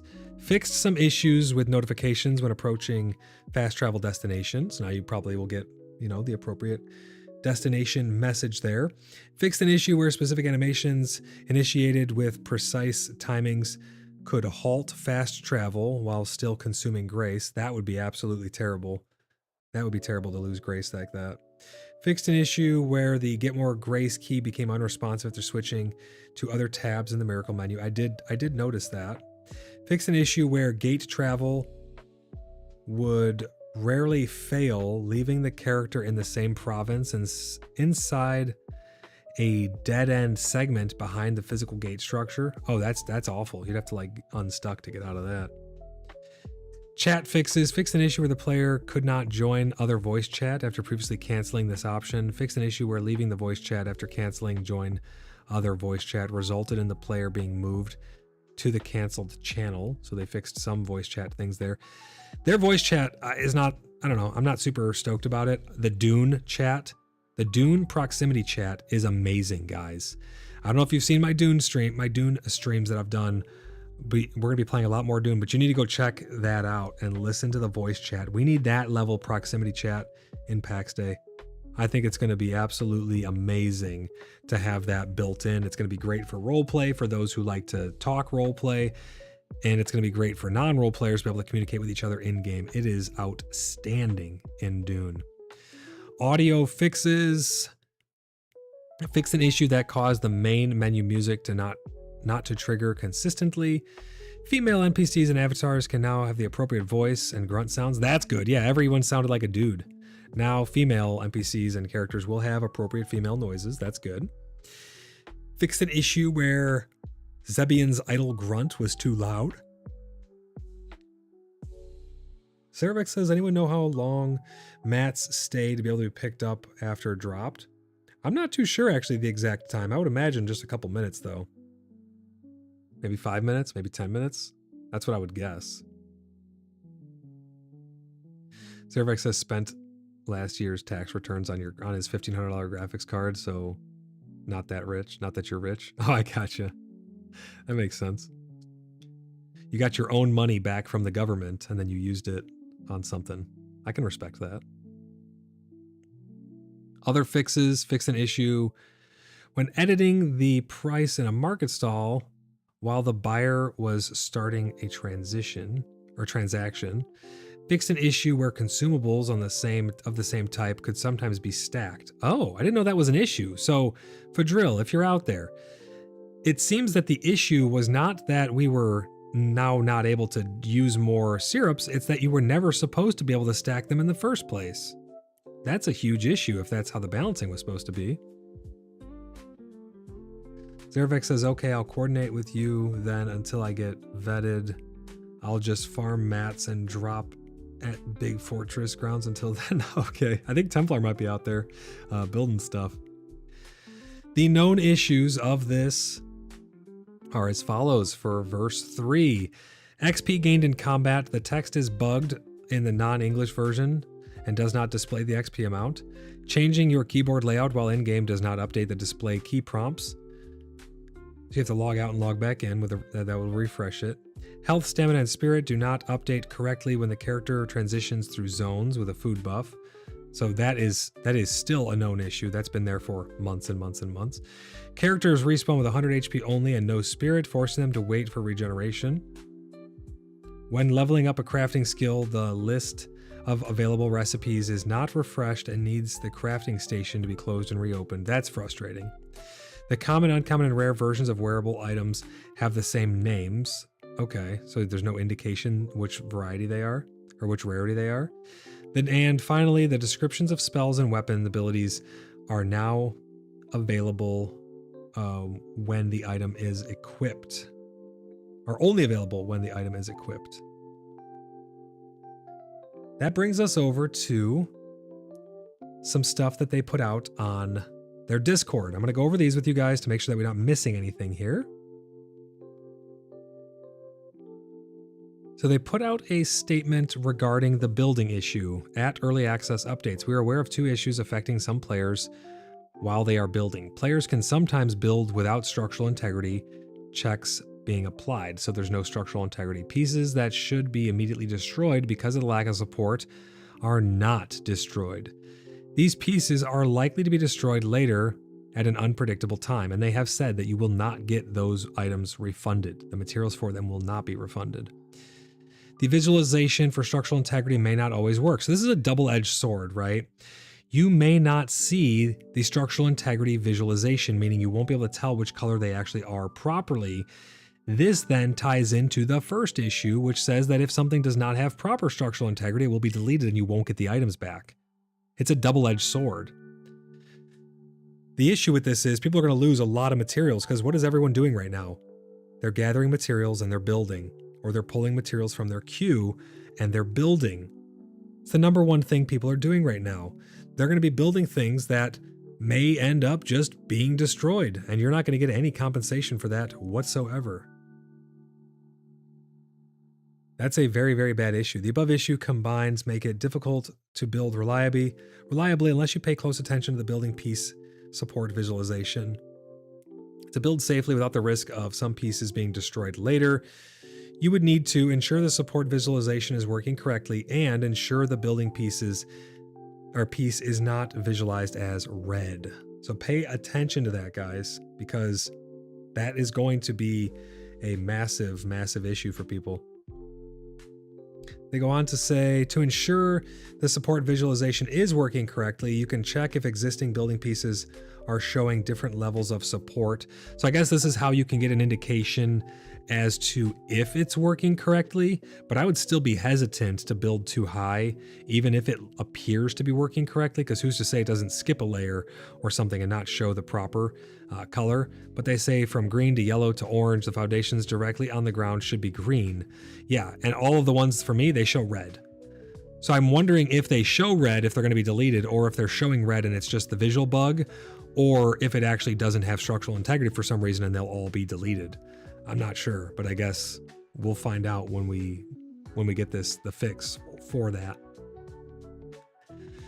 They say, we understand the situation is not ideal and might prevent some of you from building as we do not want you to have to start over again. Rest assured, we're working on solving the issue as fast as possible.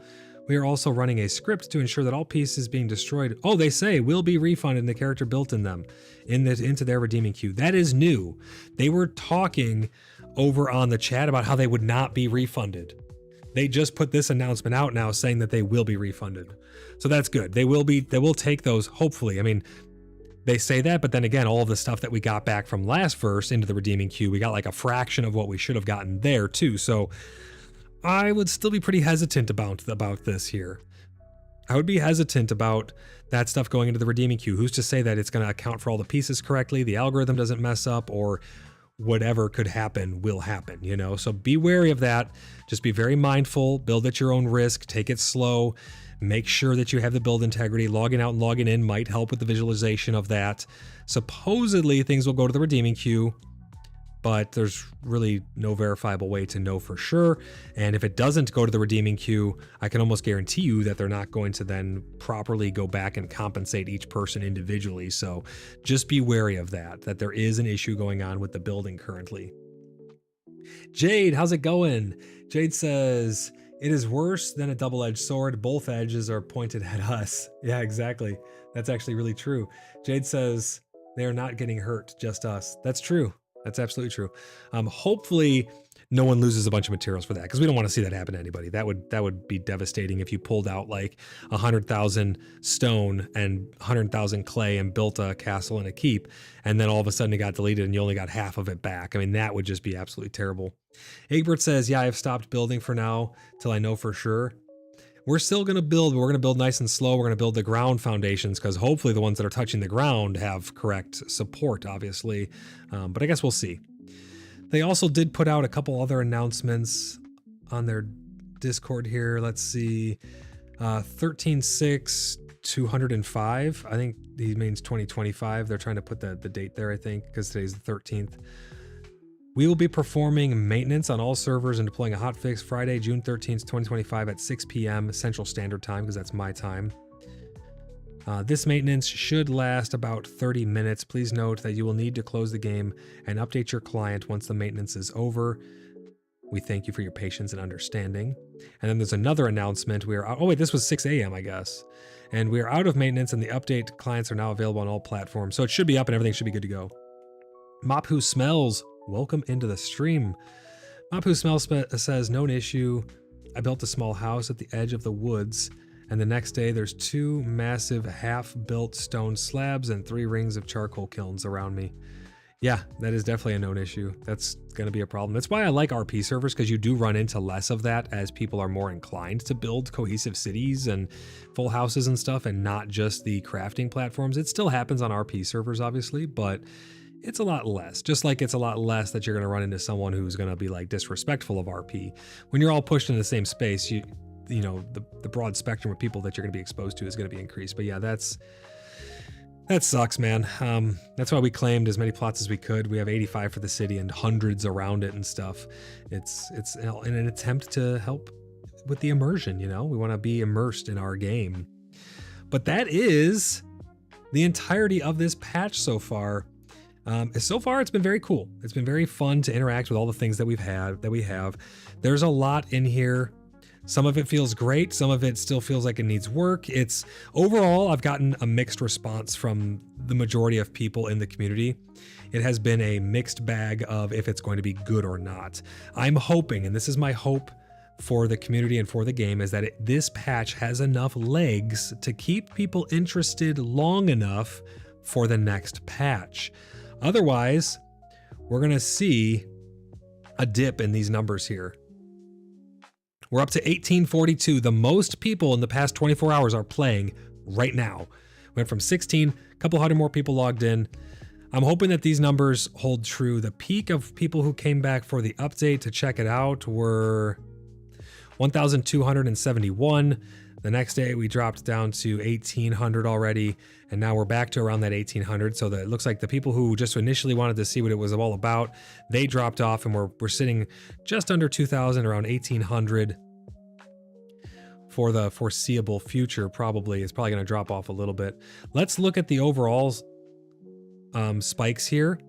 These are with their patches that they did. So we had 2,976 return, then we had 2,366 return, and now we have 1,800-ish, around 2,000 returning. So we are seeing less and less people returning for these patches, which is a far cry from the launch of the game around 11,500. But you can see the spikes when they release their patches. My concern is that these spikes are getting more leveled out. We had almost 3,000 return for the first patch. We had 2,300 return for that next patch, and now here with verse 3, we've had 2,200 return for this past patch, this most current one. So that is concerning to see that curve of who's willing to come back for the patches is being pushed down. Now, when they go to full release, I mean, look what we were averaging at before. I mean, 400, 300, 200, 240. You can see it just dip down 130, 200, 131, 160, 190. So it's good to see a spike, but you can see that those spikes are indeed getting smaller. You can see here the spikes are getting less and less high. And I think that's because more and more people are waiting for full release now. I think they're really biding their time, waiting for full release. I'm hoping when full release comes, we see another big spike, and hopefully this patch has enough legs to get us to that next patch without seeing this go back down to the 100 people playing the game again, because that's sad to see. The reviews are stabilized around mixed. And we do have, let's refresh again. Let's see. Yep, it went up again. So we're at 1853. So as the evening comes around, there's gonna be more people logging in. Well, I'm gonna keep an eye on this. I'm gonna recheck how many people are popping in. But let me know what you guys think about Path of the Adventurer. That is misspelled in my title. Apologies for that. Let me know what you guys think of the Path of the Adventurer patch so far. Have you guys tested out combat? Has anyone been into dungeons yet? We're going to be going into dungeons very, very soon.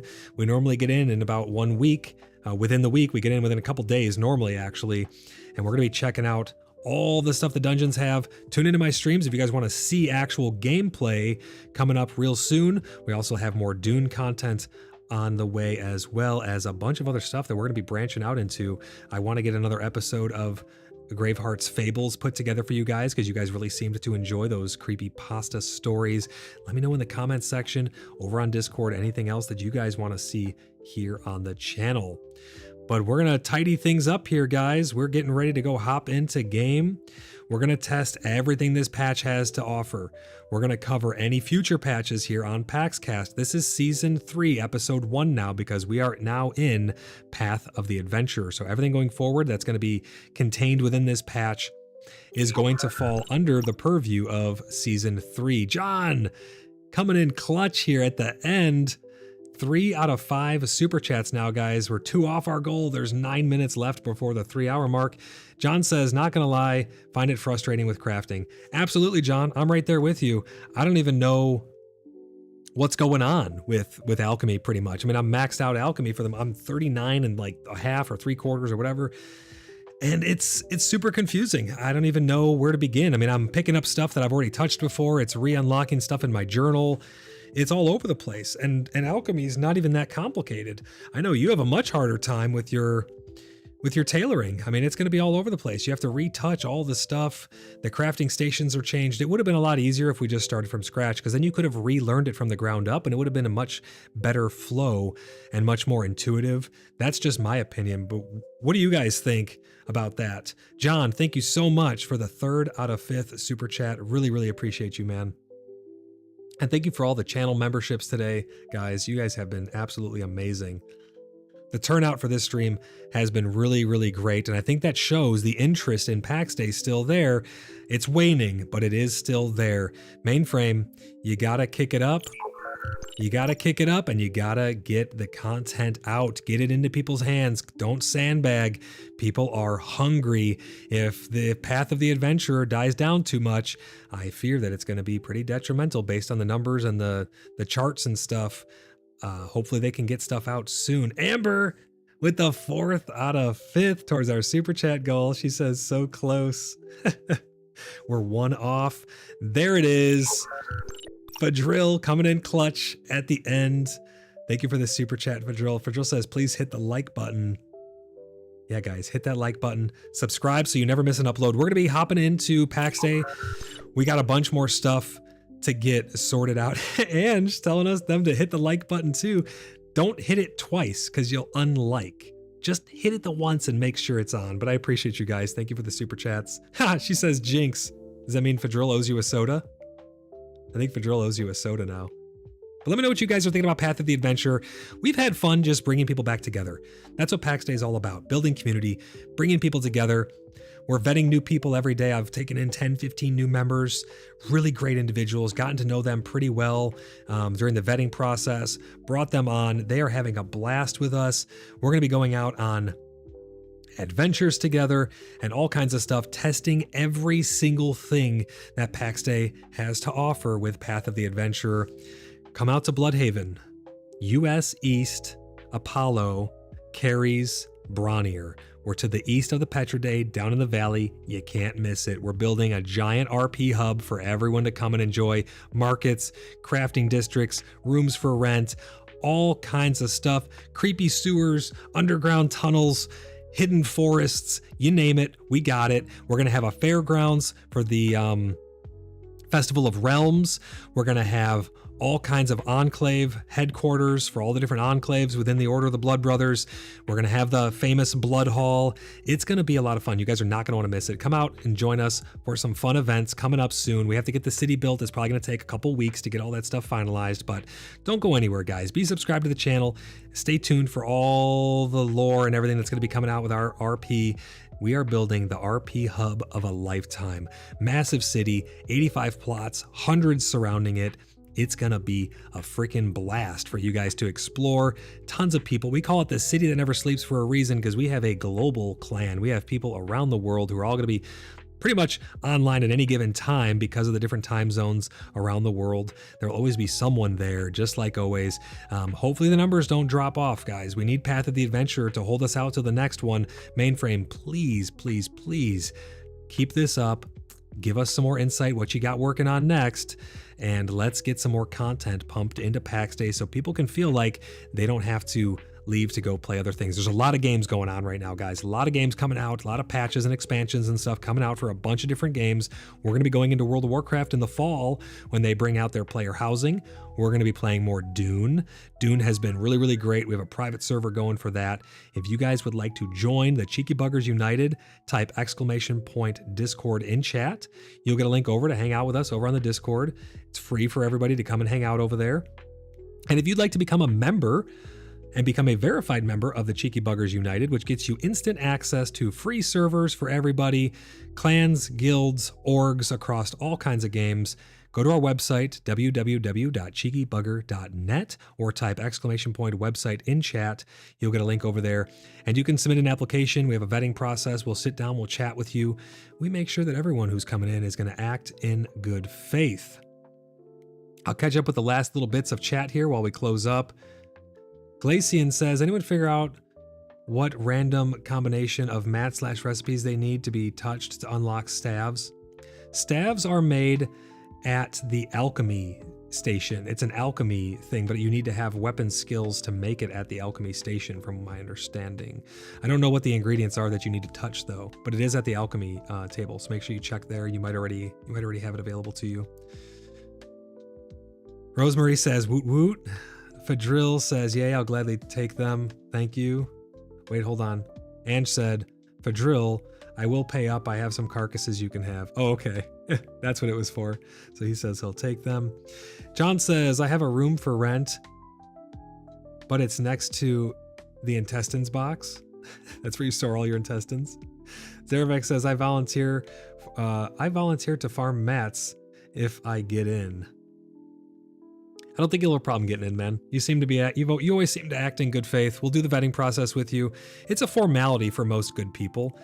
As long as you act in good faith and your morals align with our morals of chaotic good, it's not that hard to get in. Be a good person. treat people with respect. And if you don't, you just get removed, right? And we have lists for people like that. We got the blacklist, we got the blood list, we got all kinds of lists to make sure that trolls aren't feeling like they're going to be taking advantage of the community. That's what it's all about. Act in good faith, do the right thing even when no one's watching, have that good, strong moral compass, and never compromise. That's what we're all about here at the Order of the Blood Brothers. Treat people with respect. Let's see. We got a couple more chats coming in here. But Zeravex, I don't think you'll have any issue, man. We'll have a chat here soon. I still have to eat. I haven't even eaten yet today. And it's already pushing 3 p.m. Egbert says, need daisies for the healing staff. Oh, so there you go. You need daisies for it. Glacian says, never would have looked there. Thank you. Yeah, no problem, man. Yeah, that's what I mean. Like, a lot of the stuff's very, very confusing. It almost would have been better to just start from scratch. And I know that's probably going to be controversial because some people are like, no, I never would have returned if it was from scratch. Well, you know what? It probably would have helped a lot of people to understand things, and it would have tested the system from the ground up. But it is what it is. We got the wipe we got. A lot of people wish that it would have been a full wipe. All right, guys, but that's going to do it for me. Make sure you guys get your apps in early. We have a lot of people who apply to join the Fellowship of the Free Cities with their clans. We have a lot of people who apply to come and join.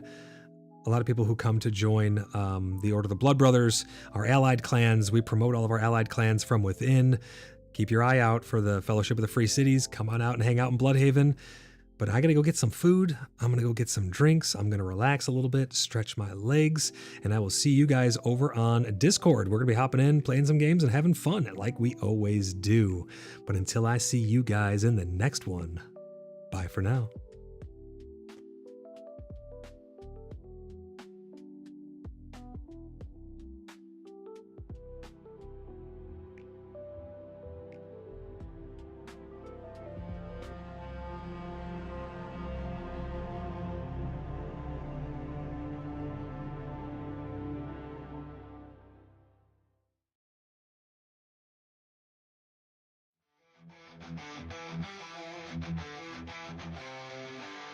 Brisket on the grill, now fill our bellies deep. Juicy, smoky, savory, warriors never sleep. Glistening, crushed, shining bright, there's a flavor near.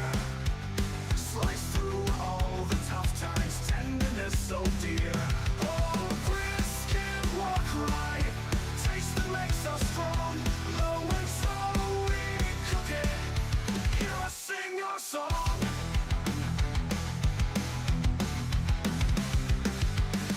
Smoky scents arising, spices dancing there. Caramel crust inviting, brisket brings us there. Oh, brisket, walk right, taste that makes us strong. Low and slow we cook it, hear us sing our song. Our song.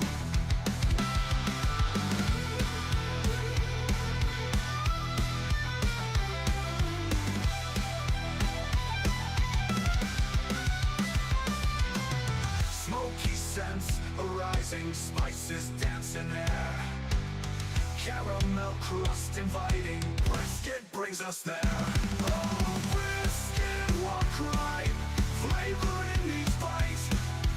Symphony of seasons, makes our songs ignite. Oh, song.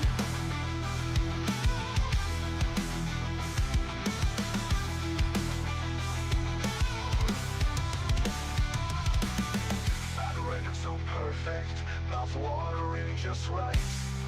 Chew that's so tender, brisket fuels our fight.